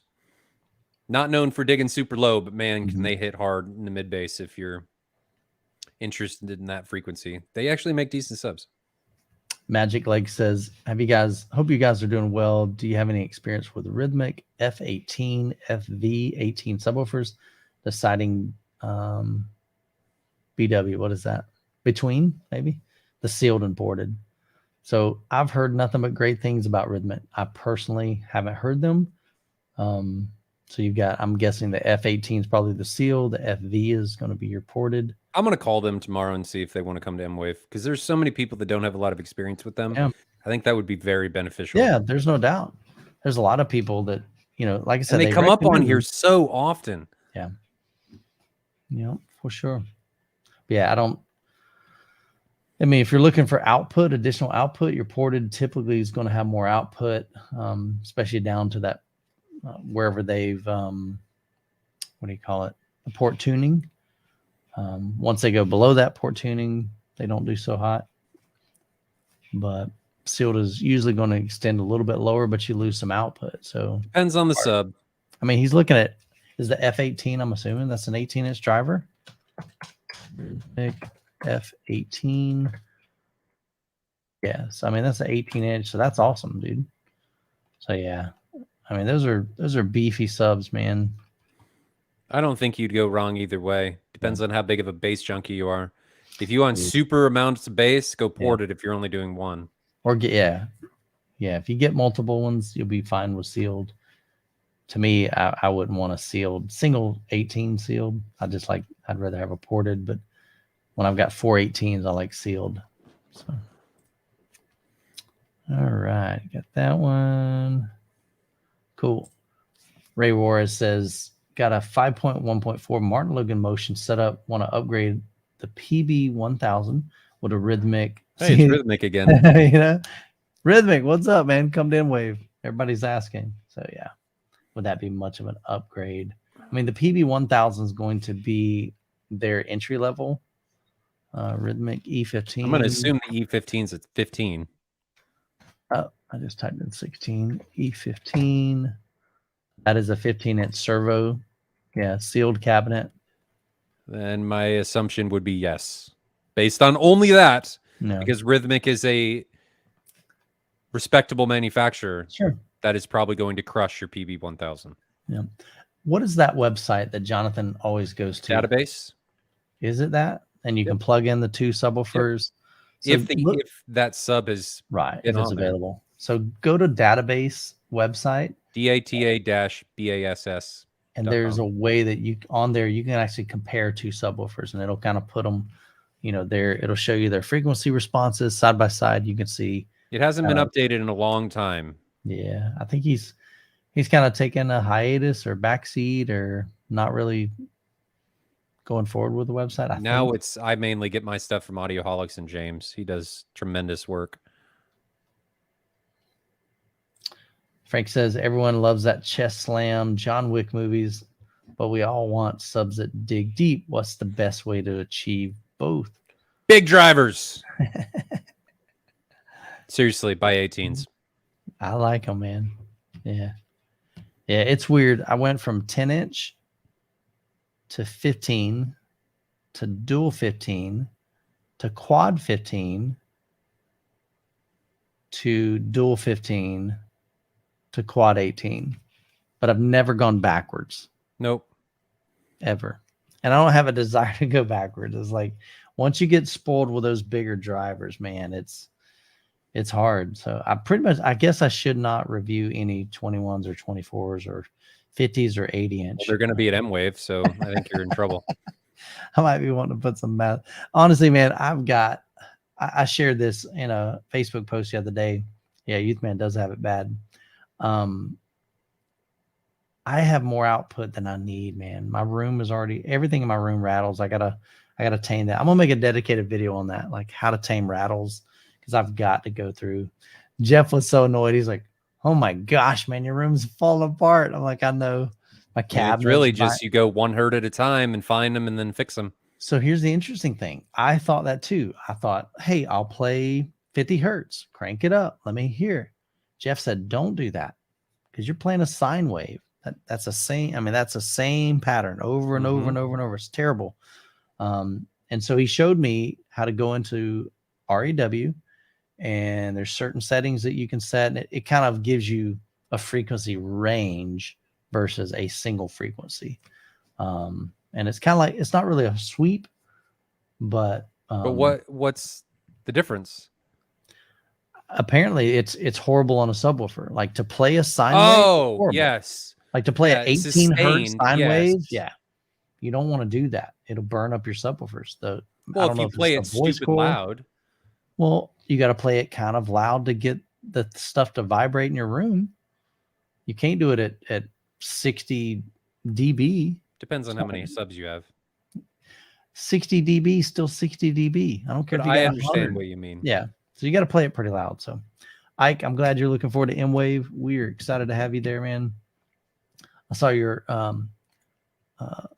registration come in the other day, man. We're excited. I'd love to come to MWave, but it's a bit far from Australia. I know, man. Yeah, we don't have anything like swimming over here. Dude, I'd take a boat or a plane before you start swimming. Yeah, Schmock, we'd love to have you, man. It's gonna be awesome. I've kind of been bouncing around here, so I haven't. Let's look here, because yeah, how heavy? I think they're about 30 pounds each, I believe. So put it this way: doing this on a ladder, it gets tired. They weigh enough to cause substantial damage if they fell on your head. Yeah, for sure. Okay, is there a difference? This is a cool question. Steve G says, is there a difference between a Zapedi and a media server like Shield or Plex? So an NVIDIA Shield versus Zapedi? The software. Yeah. I think Plex is better. Are you serious? Really? Yeah. Okay, so I've had a different experience, but I use an older Shield with Plex, and it's booty. Yeah, but you run your server off your NVIDIA Shield. That is correct. Don't do that. So yeah, mine is butter smooth. I mean, it is. So yeah, I and it's guess super easy could to I use my use. and see Croson in the chat? He's my Plex guy. I always call him like, hey man, this thing's screwed up, and Paul's been super helpful over the years to help me get mine set What were you up. going to ask me? Could you use what? I'm assuming I can use yeah, Ike says don't Your run your computer? server. Yeah, I can use this computer. This is the only Yeah. one I've got. Use Do you keep this. it on all the time? Yeah, it's Yeah. networked. Okay. I'm assuming it just takes up a certain amount of space on that, and that's your server. Like no space. Yeah. I mean, I'm not worried about the space. I got multiple. And then you just plug your Like- hard drives into it and done.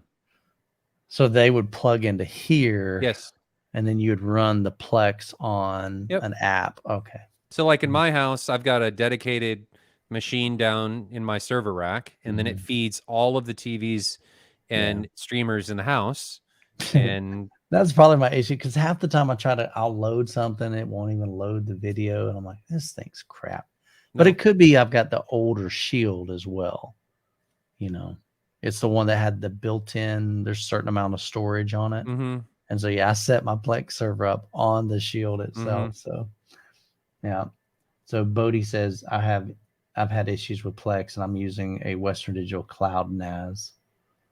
Well, there were some serious issues with Plex not too long ago. Yeah. With the NVIDIA updates, but I have no issues with it now. I was looking at Zedu and Zapedi and stuff.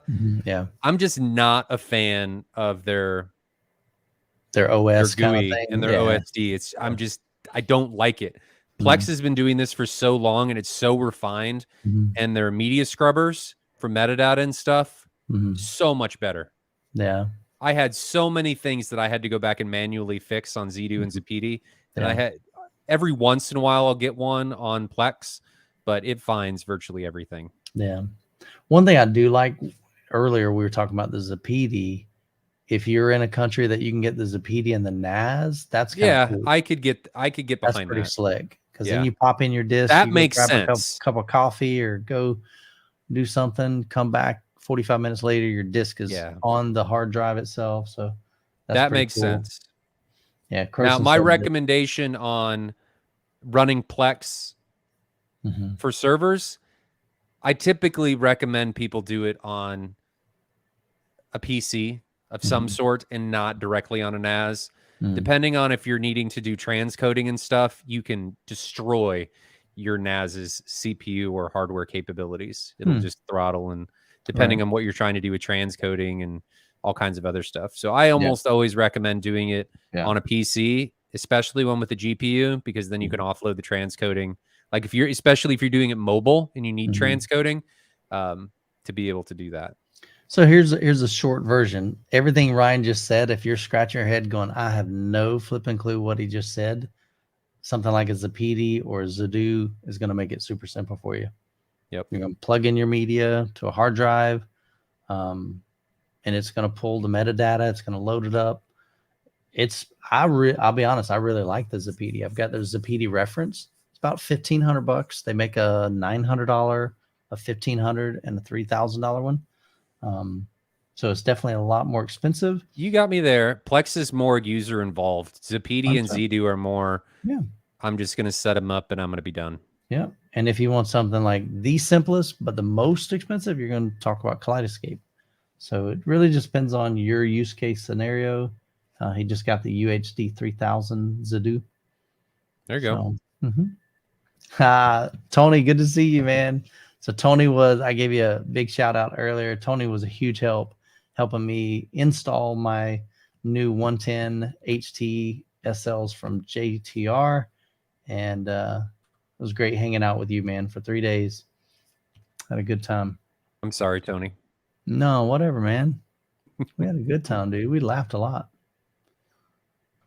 All right. I'm trying to see. I'm trying to scroll through some of these.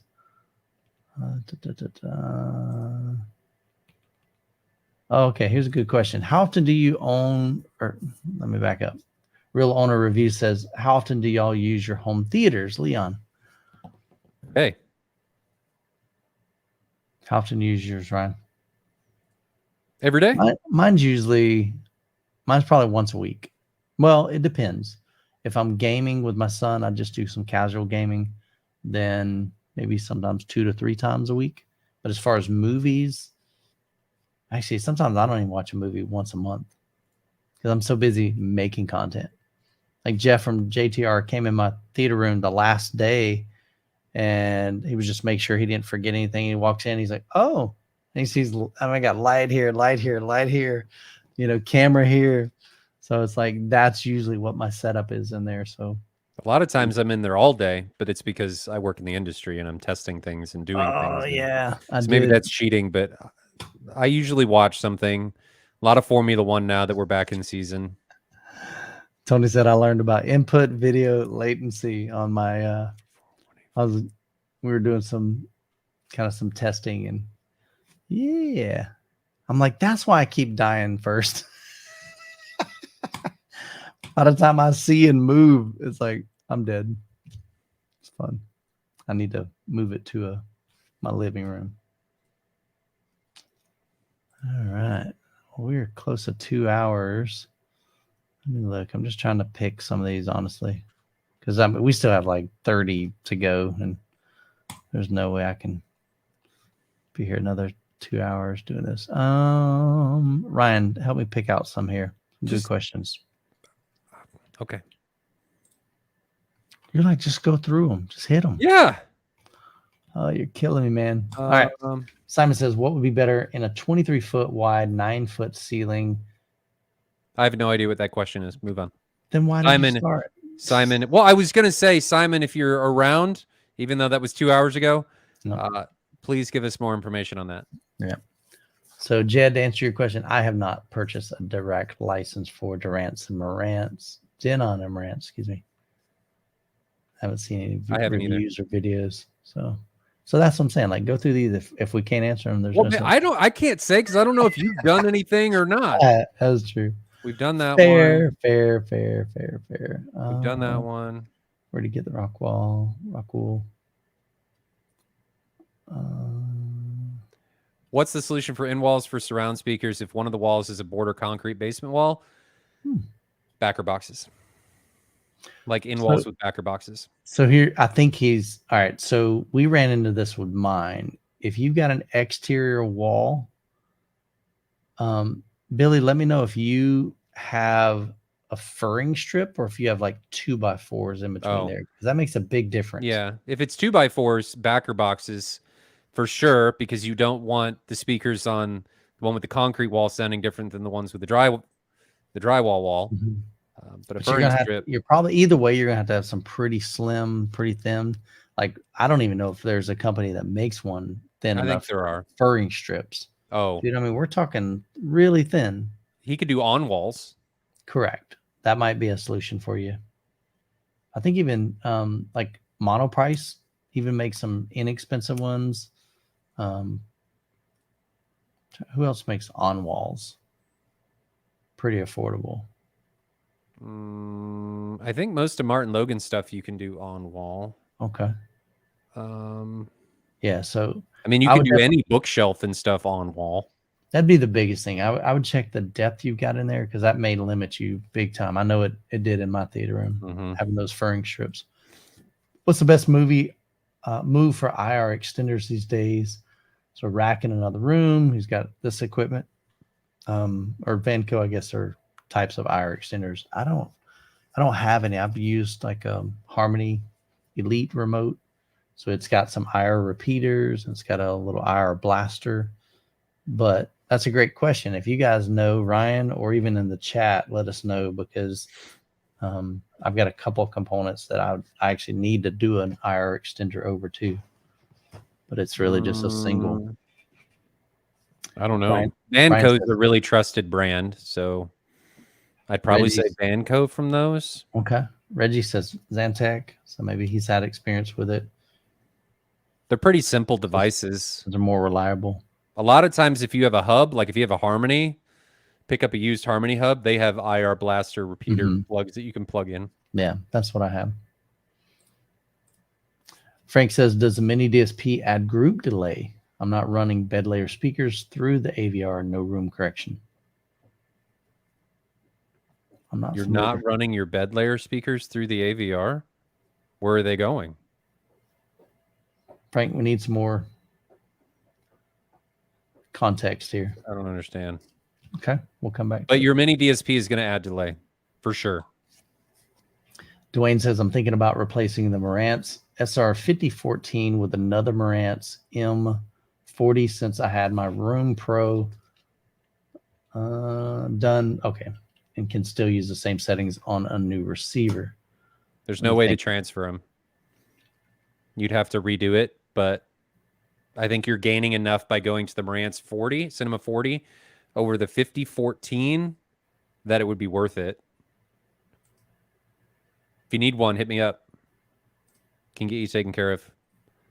But there's no way to transfer those settings. You'll have to do it all manually. Gotcha.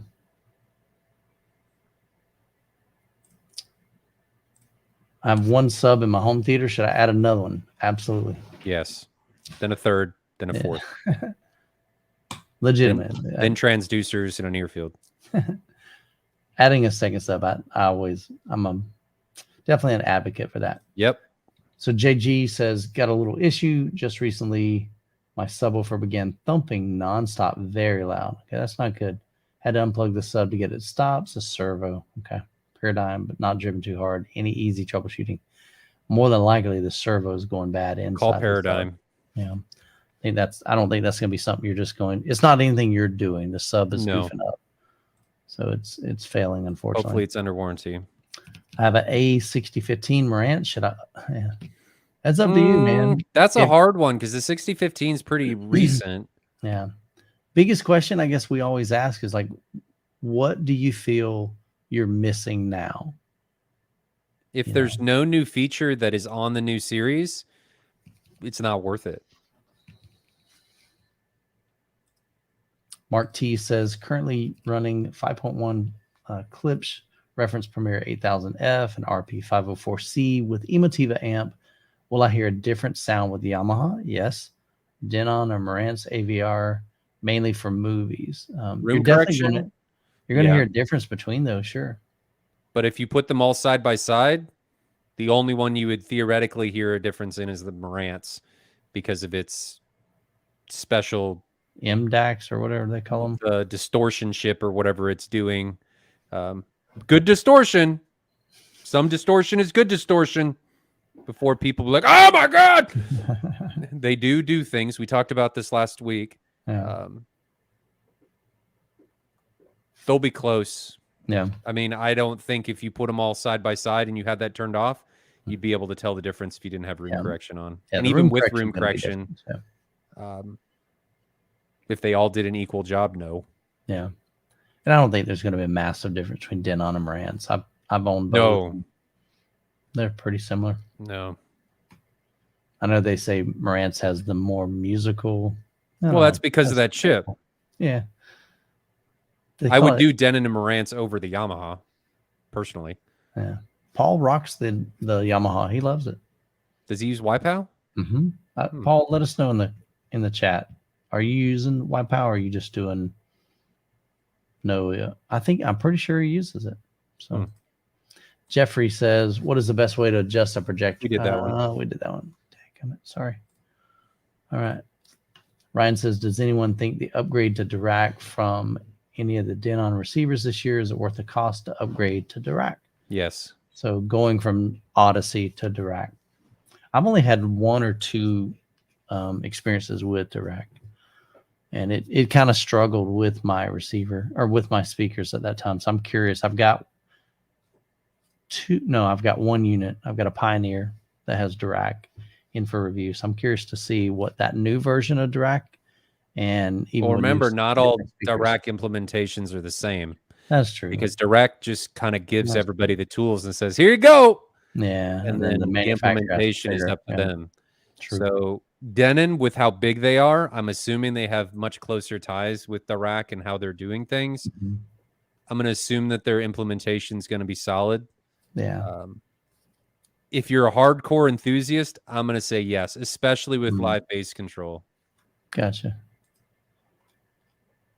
So I saw Simon gave us some more context. He says, I was asking about two 18-inch JTR subs or one dual 18. Yeah, I would do the two singles.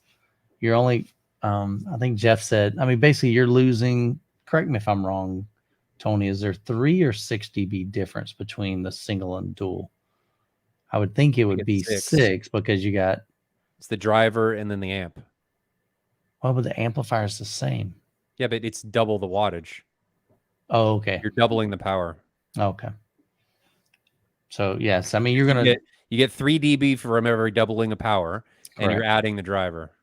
Correct. Okay. Correct? That's what I'm thinking. I think it'd be 6, but Tony, correct me if I'm wrong. But yeah, so I like the... But you're getting the same thing with 2 18s on their own.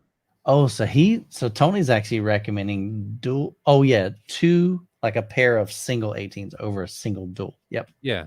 I would do the single 18s because then you don't have to co-locate them. Yeah. It's going to be better for you have more flexibility with that. I agree. Yep. 100% agree there. Ryan says, does anyone think paying the... Yeah, it's kind of the same thing. So again, that whole, is it worth it? That you got to figure that out. Here's how I look at it: is most of us in this chat are enthusiasts. $250 for how much time we spend, even if it's just for you to play with it. Mm-hmm. Think about how many hours you're going to get out of playing with that stuff. Mm-hmm. Is that worth it? Right? Because a lot of us have fun going on these journeys, learning new technologies and seeing how things interact and work. Yeah. Is that worth it just for that experience, let alone if it's going to be positive on your room? Mm-hmm. To me, absolutely, for how much time I have invested in this. So there's something else to look at. Shampooing the carpet. Yeah. I saw it. Yeah, no, he's spending time with family. Shampooing the carpet. That works too. Yeah. Still spending time with family. Yes, correct. Reggie says Ryan is one of the most knowledgeable guys I've heard. That's pretty awesome, man. I learned from him. Been in the business for 20 years. Fantastic, man. Thanks, brother. It's I enjoy it. If I'm ever wrong, though, you call me out. Yeah, absolutely. We're all wrong from time to time. You more than me, but I'm wrong all the time. Totally kidding, man. Totally kidding. I wasn't. So Kenny Chin says, when a speaker is considered neutral, does it mean that I have more flexibility as how well I can EQ it to anyone's preference? Man, that's a cool question. Yes. My thought is find a speaker that fits your preference instead of finding a neutral and EQing it to make it what you want it to sound like. I can tell you that listening to different technologies, you are going to prefer a certain one over another. 100%. Now, that doesn't mean that other speakers are bad. It just means that you are going to have a subjective preference over what you like. Yeah. That's it. Yeah. That's it. Yeah. I just don't think I would want to I'd buy a neutral speaker and then try to tweak that to make it. My opinion is actually you don't want to EQ a speaker. I'd let it do its natural thing. Yes. EQ the subs to a point. I typically will leave the speakers alone. Yeah. So like with the upcoming art, what I'm probably going to do is use art on the subs and then put a curtain on it so that it doesn't EQ my speakers. Mm-hmm. Good question. I've never heard anybody ask that question. I like that. That's a good question. JD the expert. What did y'all eat for dinner? I like those questions. I had McDonald's. Oh gosh. Well, technically I haven't had dinner. I had lunch. I went over to my sister's house and all right. So in our home, it's pretty simple. We eat just normal stuff. We don't even like cook dinner, if that makes sense. A lot of times it's frozen chicken or I cook hibachi I've got a Blackstone grill now. So we'll do some of that, but we've got our pizza oven. So we make homemade pizzas with that, but even that's not, we buy our dough. We don't make our dough kind of stuff. Just add our toppings and cook it. But the reason where I'm going with that is we went to my sister's house and this girl can cook, dude. She's amazing. So her mother-in-law is a phenomenal cook. And so she makes awesome dessert. And this is like all stuff from scratch too. So yeah, I ate really well. ham and all kinds of goodies. But yeah, so I haven't had dinner yet. So as soon as I'm done, I'm going to get something to eat. Miguel, can I set up mini DSP? It's very difficult. Yeah. Brad. Yeah. Brad has, look up Home Theater Gamer. So we've had him on the live stream before. Good friend of mine. He's got a great simple tutorial.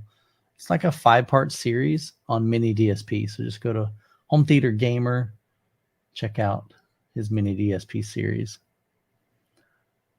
All right, so what's Billy's question? What about taming ultra bright frequencies? This is with us talking about room EQ. Yeah, it can. Yeah, but my recommendation, instead of using room EQ, acoustic treatments.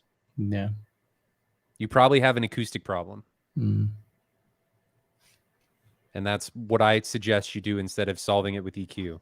Because I always say fix it in hardware before you fix it in software. I say the same thing with Envy.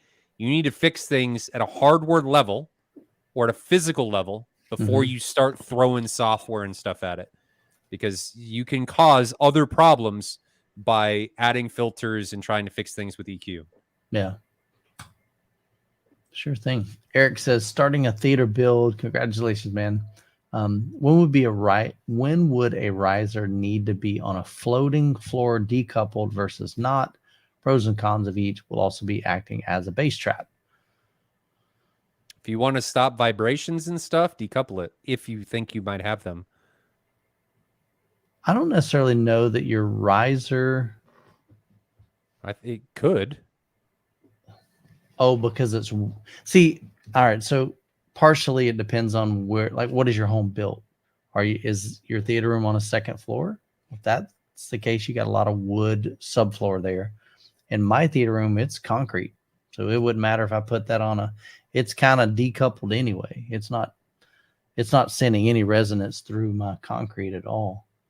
And mine's acting as a bass trap as well because it's got insulation all in it. I think for most people, it's not worth it on your riser, but I don't think I've ever heard. I don't know. Yeah, I don't know on a riser. Usually there's probably enough weight on them that we don't hear them vibrate.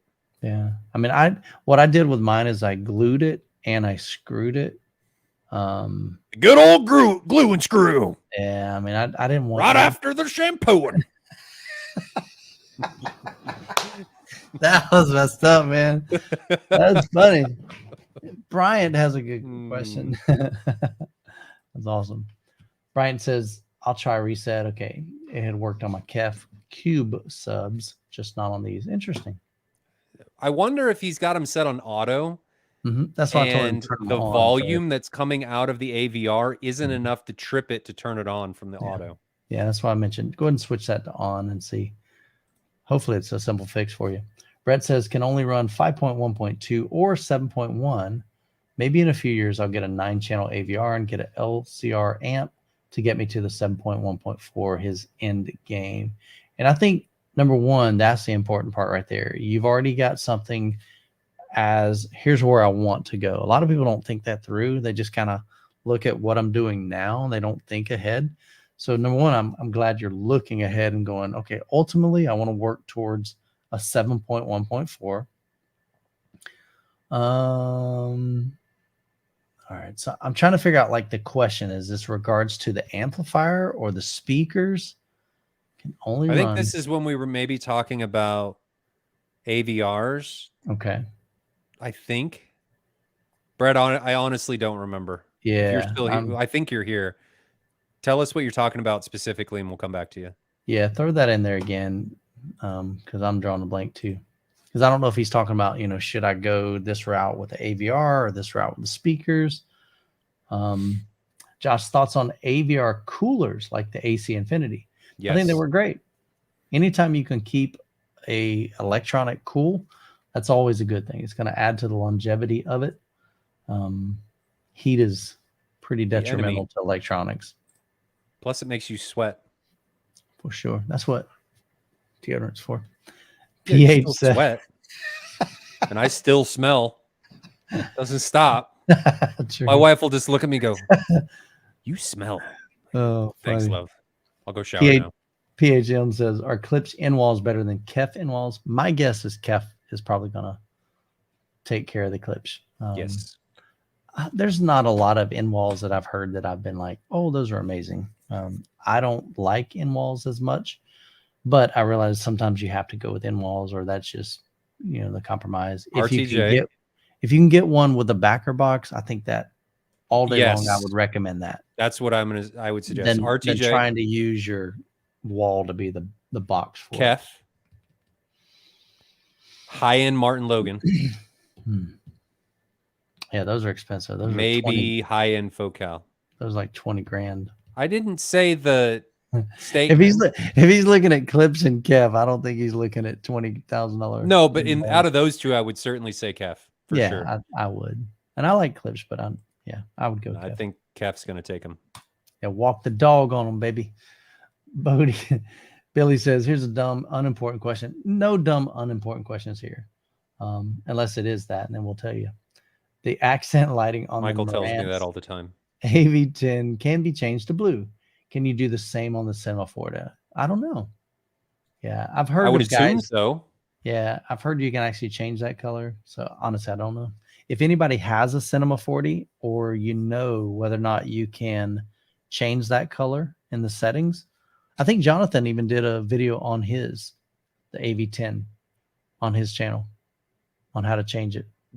Billy, because I think you're here every week. Remember to ask Jonathan when he comes back next week. He'll be able to tell you because he's got an AV10. I've got two in my garage, but I can't open them.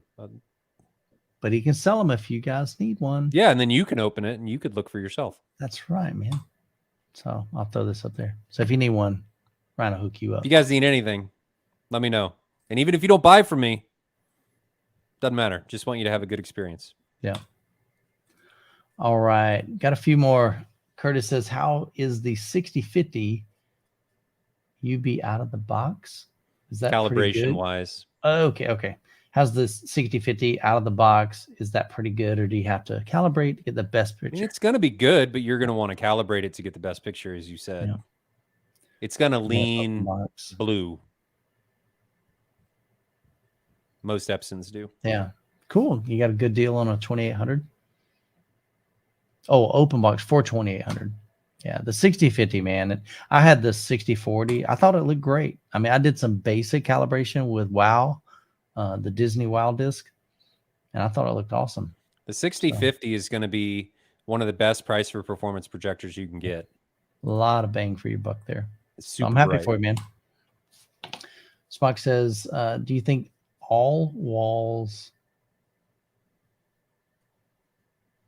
Okay. I would not cover all walls. Yeah, I was trying to read that through. Do you think all walls in a 12 by 15 by 8 foot room covered in 3/8? Okay, so yeah, so you're just talking, you don't want to kill everything. You're gonna have a dead room. Yeah, the idea is to have some absorption, some reflection or diffuse sound. So the human ear actually does not like in my opinion, a perfectly flat frequency response, or a perfectly dead room. I shouldn't say perfectly flat frequency response, but a perfectly dead room. And it actually doesn't like a perfectly flat frequency response because we hear different frequencies at different levels. So we need roll off and we need boosts, so on and so forth. So I think you're going to want a certain liveliness to your room. And there are formulas that say how much you should kill and allow in the room. Now you can do a fully dead room and get a much better frequency response without the room interacting, but I don't know that you're going to enjoy it as much. Pavel says, I'm about to order a 65-inch QN800C for a fully covered patio TV, minimum 15 foot until uncovered. Is there any reason to go with the inferior outdoor rated Samsung Terrace? So I don't have a lot of experience with this, but I remember when I was researching, there was a company called Furion that was wanting to send me an outdoor TV. The short of that is they've done all the sealing. They've done all of the, making sure that moisture can't get inside of it. I was watching a video from B, the installer. He does a lot of installs. I mean, a lot of installs. And his advice is save the money on that outdoor TV, buy your regular TV, and then you do the ceiling, you know, like, and there was some videos that he's got on his channel, kind of how to do that, like using silicone and things like that. Even then, the weather's going to kill it after. Yeah, I mean, amount of time. Yeah, I'm curious, but the good thing is you've got this you've got it uncovered. So you've got 15 feet of coverage, and that's kind of like mine. I think I'm probably 12 feet, roughly 12, 13 feet. If you buy a cheap LED TV and find a quick way to be able to take it up and down, they're so light that it's probably going to make it easy anyway, and you're going to save so much money. You could buy another one without a problem. Yeah. My actual advice is to do this. Buy a cheap one, use it, and figure out if your guys' lifestyle is even conducive to using it and spending that money. Because what a lot of people end up doing is they spend a crap ton of money on these outdoor TVs or whatever they're doing, then they never use them because they have this idea that I'm going to be outside all the time. No, you're not. And it doesn't happen. So what I suggest is buy a super cheap TV from wherever. Have a trial run, trial it, bring it in and out, kind of make it a pain, whatever, and see if it's even worth spending the extra money. Because if you're not out there all the time, it's not worth it. Save the money, buy a cheap one, and just move it in and out. So Paul's got a good recommendation here. He says, as long as you pull it inside in like the extreme winter and the TV's covered, maybe during the summer, it's going to last a long time. His neighbor does that. Yeah, it depends. Absolutely. Kansas is Kansas, though, man. If anything's going to die, it's going to die here. That's funny. Hey, same thing with Florida, man. Our humidity is just off the chain. So that's the hardest part.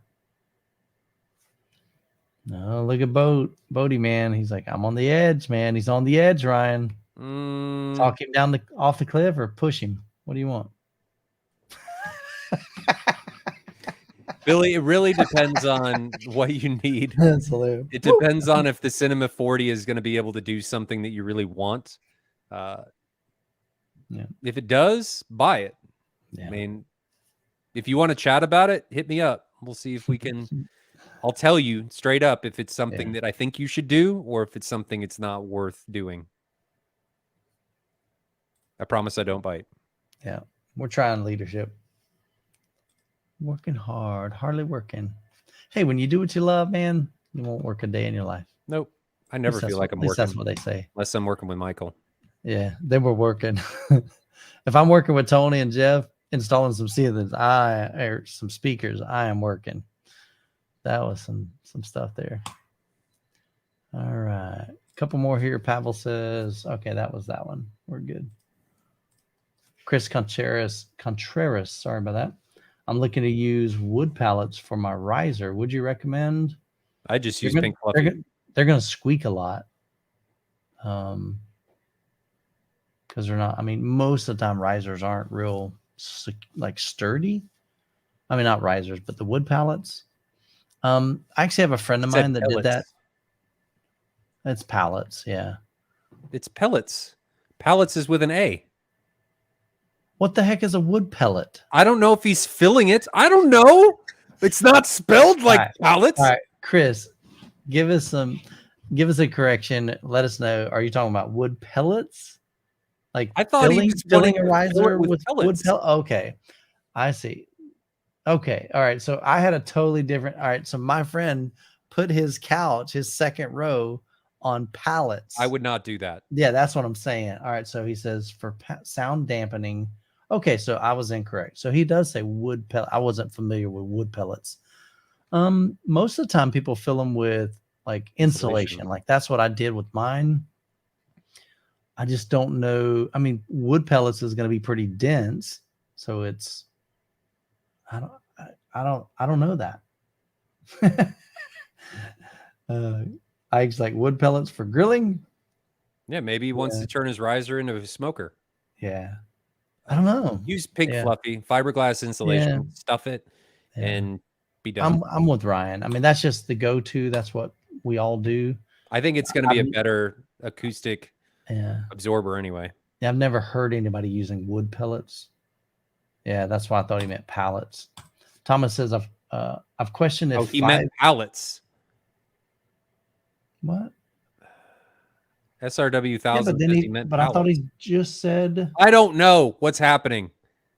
Don't do either of those. Don't use pallets and don't use pellets. Yes, that would be my answer too, for sure. Okay, you know what? I got confused because Pavel said for sound dampening. I thought that was the person that was asking the question. All right, let's go back to Thomas. He said, I've questioned if 5 big speakers sounds like 5 small, added a sub, and yes, it sounds exactly the same if anyone has thought about it. All right, cool.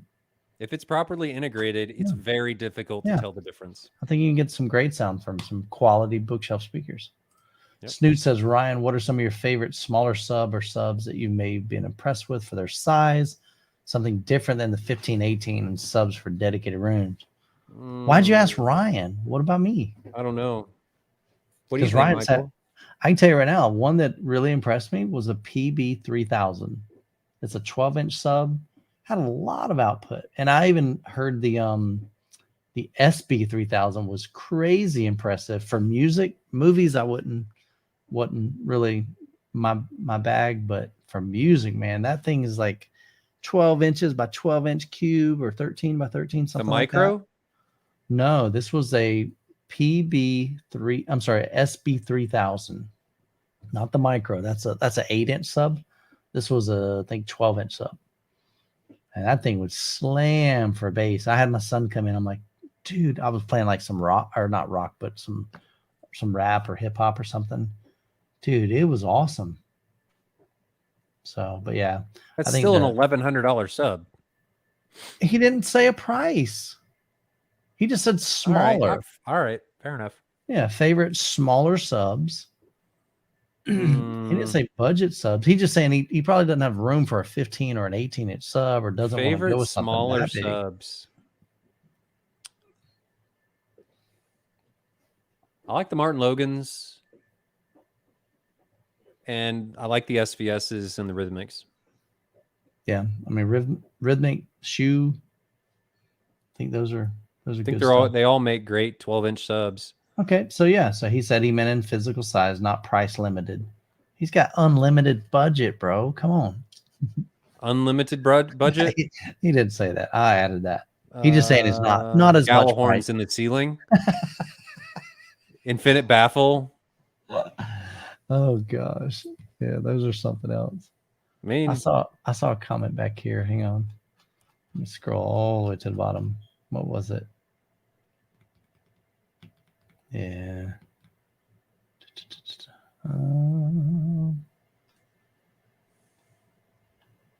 There was something I wanted to.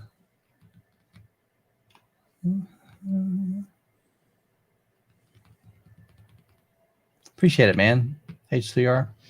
You guys are amazing. Love the knowledge. Wish I could relate more with my Polk RTI and Denon 3400 one day. Dude, here's the thing, man. Everybody rock what you got. Enjoy. Over and over and over. I just encourage you guys to enjoy your journey. Enjoy where you're at. I mean, Ryan's running, some pretty high-end projectors and speakers. But the reality is I've done a bunch of home theater tours, and I've heard some really budget-friendly home theaters, and they're amazing, man. So and also remember that I do this for a living. Yeah, exactly. I mean, that's and kind of me too. I mean, this is my job, and I get access to some pretty cool stuff, and get some pretty good pricing on it too. So something else to consider though is that I think people a lot of times overlook this, that you and I have been on some long journeys. Correct. I mean, we've been doing this for a long time, and we started with that's correct. Some way down there equipment, and it has been a very long step up through many upgrades. I mean, our systems are constantly being changed and upgraded, and a lot of the guys, even that I know, it is a constant process. I mean, if you go and look at all of their build logs and their stories, and they go through, everybody started very small. I mean, most people aren't going to come out and say, I just want to do and go ham. Yeah. Right. Correct. we all started somewhere, and you figure out what you like and what you don't like, and then you're adding and continually changing, and it's a journey, and that's why we call it a journey. Yeah. It's a constant evolution. So I encourage people to not get caught up on where other people are, but realize that you're on your own journey, and that all the journey, as long as you're staying with it, is almost always a constant increase. Yeah. Typically very slow, and just but enjoy it. Yeah. it's a fun process. Yeah. I just dropped a link to a video that I did a while back, and it really kind of just what Ryan said. It documented my journey, at least. Unless you're Brian Katz. Yeah. Wow. Brian, he knows it, man. But yeah, it has been a journey. I mean, my theater room here has been a 16-year journey. I mean, I've got pictures showing a 19-inch LCD TV in my theater room, you know. That's where I started. I had an old Velodyne subwoofer at that time. I had an Onkyo receiver, and all of that stuff was bought used, every bit of it. Yeah. So definitely, you're on a journey, man. Don't worry about where you're at. Continue to enjoy what you've got. Figure out ways that you can improve it over time. Don't be worried about. And actually, in my video tomorrow, I even share about that. You know, don't be in a hurry. Just enjoy the process. Enjoy it. Enjoy a lot that of people journey. Forget to enjoy it. Yeah. Brian, you crack me up, brother. Yeah, Brian. That's why I said that. Brian bought just give you context. Brian bought pretty much an entire home theater. He's got all his equipment. He's excited about it. And then bought it again. And then he starts selling all of it. It was a totally before he even gets it hooked up. Sells it. He hadn't even built his room yet. I was cracking up. I'm like, that's hilarious, man. But yeah. Hey, Miss Sharon Reeves. I just want to say thanks. Midbase wanted me to say hi to you. So yeah, I'll give your mom a shout out. Moms are cool, man. Unfortunately, I lost my mom last year. She had COPD. She had smoked all her life, and so her health wasn't that great. So man, cherish your mom, dude. Cherish your mom. So Miss Sharon, we appreciate you. So all right, man. Well, we are at about almost 3 hours here. So you guys have been awesome. Let's see. Jonathan's not here to talk sense into us to quit early. Yeah. We just like hanging out, man. I know I mentioned this earlier. If you joined us later in the chat, we've got an incredible event coming up July the 14th through the 16th. Ryan and I, it's the best AV event out there. That's all I'm saying. MWave, Midwest AV Experience. All the details are there. We got some cool brands that are going to be there this year. Some great brands. You can find that all on the website. It's really geared for a smaller group. Somebody asked me today, they emailed me, they're like, hey, about how many people are going to be at MWave? And I mean, right now we've got about 100 registrations, a little over 100, plus vendors and dealers and content creators are going to be there. That's not including them. And then we still got another 4 months of promoting and people signing up. But it's designed to be a smaller setting. I mean, if we had 1,000 people, I really don't think we could do what we want to accomplish with MWave. Nope. And so that's the cool thing. You're getting access to like these brands, like one-on-one conversations with them to talk about, to hear, to demo, to do some side-by-side comparisons. A lot of these questions you're asking in the chat, honestly, a lot of those can get answered at MWave. And so we'd love to have you join us for that. Got a super chat here. Let me flip back over. Eric, appreciate the $10 super chat. Sorry I was late after a live cat show. That's super cool, man. Question: when do you believe we finally will get a valid Harmony remote replacement? Great question. Is this like the Cat's live performance, or were you watching? No, pets I think he's talking about like the performance. That's pretty cool.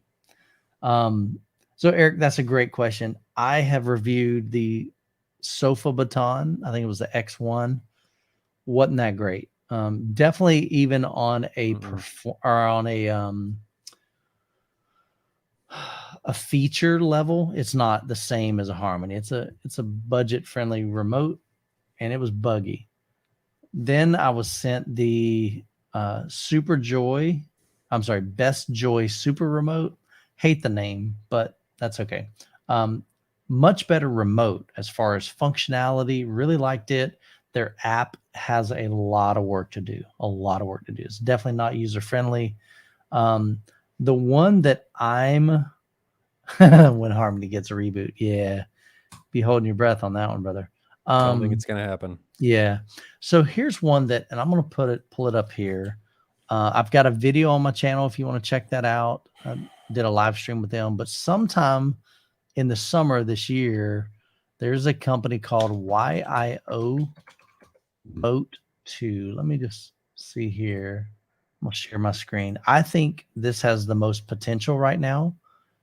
Now I'm not talking about Crestron. I'm not talking about, so it's a company called Unfolded Circle. Sure. But check this out, man. The remote looks super sleek. It's made out of aluminum. This is their second remote, I think. The first one, you had to kind of build it yourself, like solder stuff. And I'm like, I'm not about that. It was like a DIY kind of remote, but it's got a, you can customize the screen right here. Now it's going to be kind of expensive. I think they're looking at about maybe, don't quote me, but I think it's around $400 US. But that's still a whole lot cheaper than, like a Crestron Control 4. And then I just want to be able to fully customize it. But look at this thing, man. It looks gorgeous.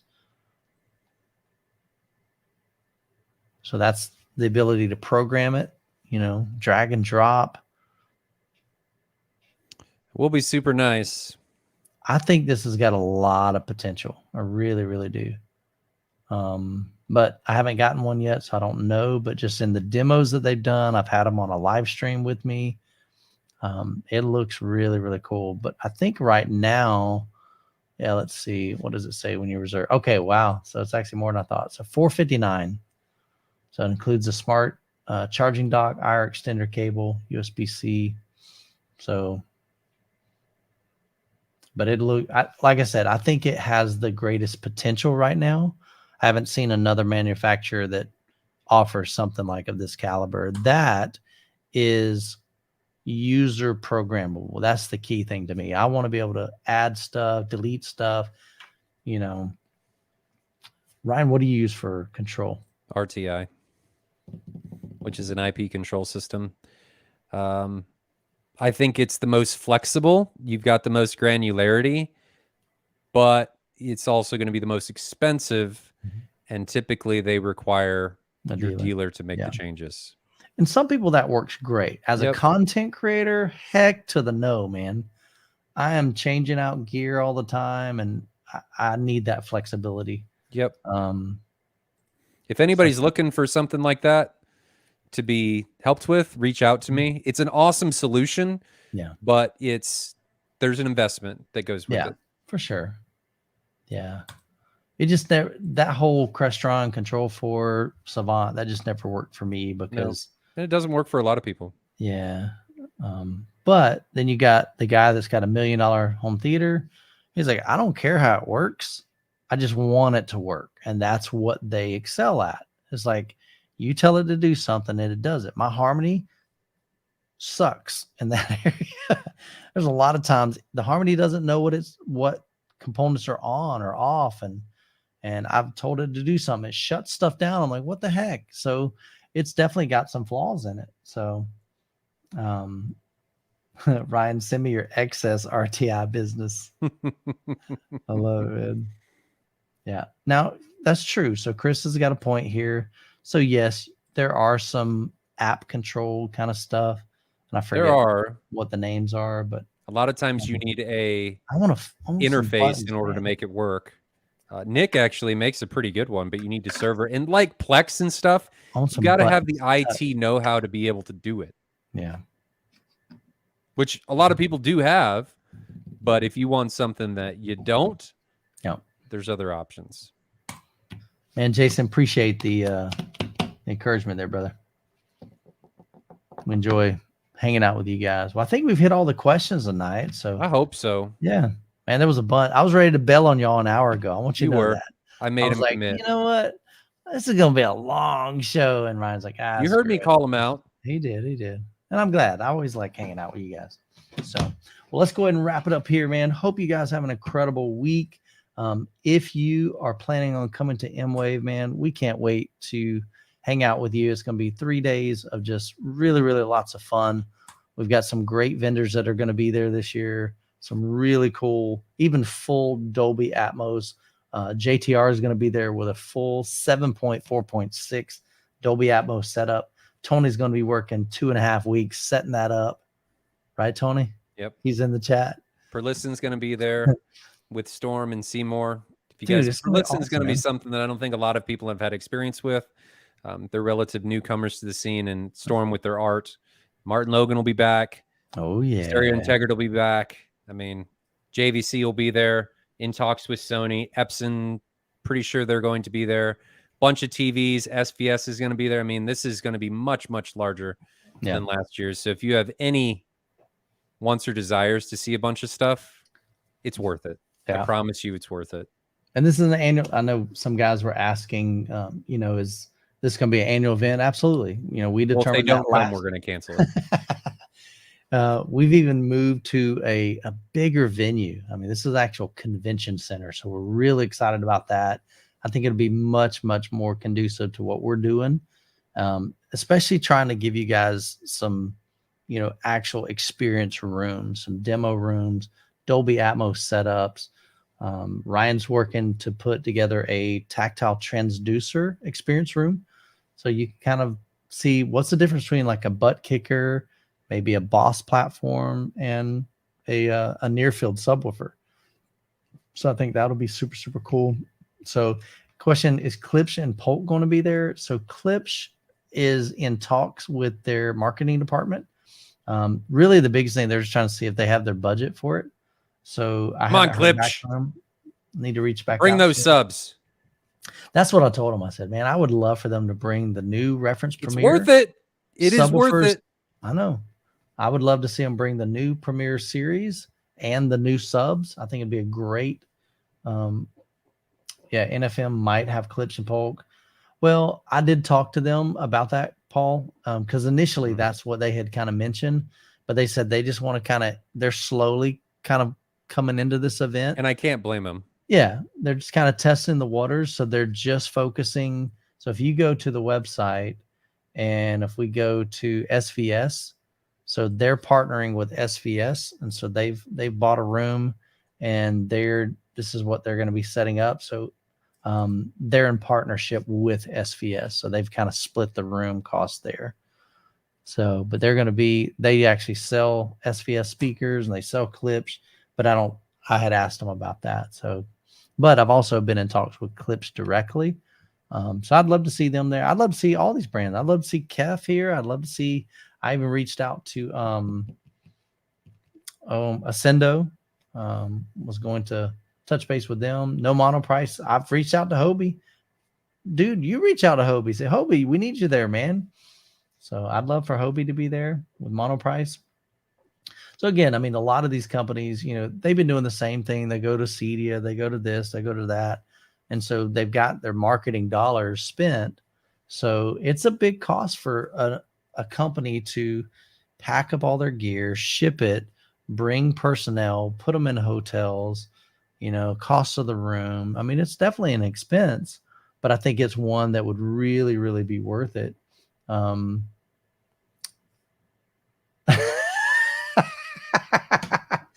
Oh, that's hilarious. I was watching Paul's comment. For sure, man. That's funny. NFM is partnering with brands and Klipsch got scared. That's funny. Oh, man. So Gator Cable, haven't heard from them. Yeah, I don't know them. So anyway, man, well, let's wrap it up. Hope you guys have an amazing week. Ryan, thanks as always for joining us. Jonathan will probably be back next week. So he with family tonight. I'm gonna make him. No, he will. I won't. Okay. I'll be at Expona. Okay, cool, man. Well, definitely take some photos. Oh, I And may be back. We'll find out. maybe the following week, or if you're back, we'll put a slideshow up or something. Then you can or I can do it from the car. Yeah, whatever. So, but if you got some photos, we could share that. So always wrap it up, man. All right, guys, y'all have a great week. We'll catch you in the next one.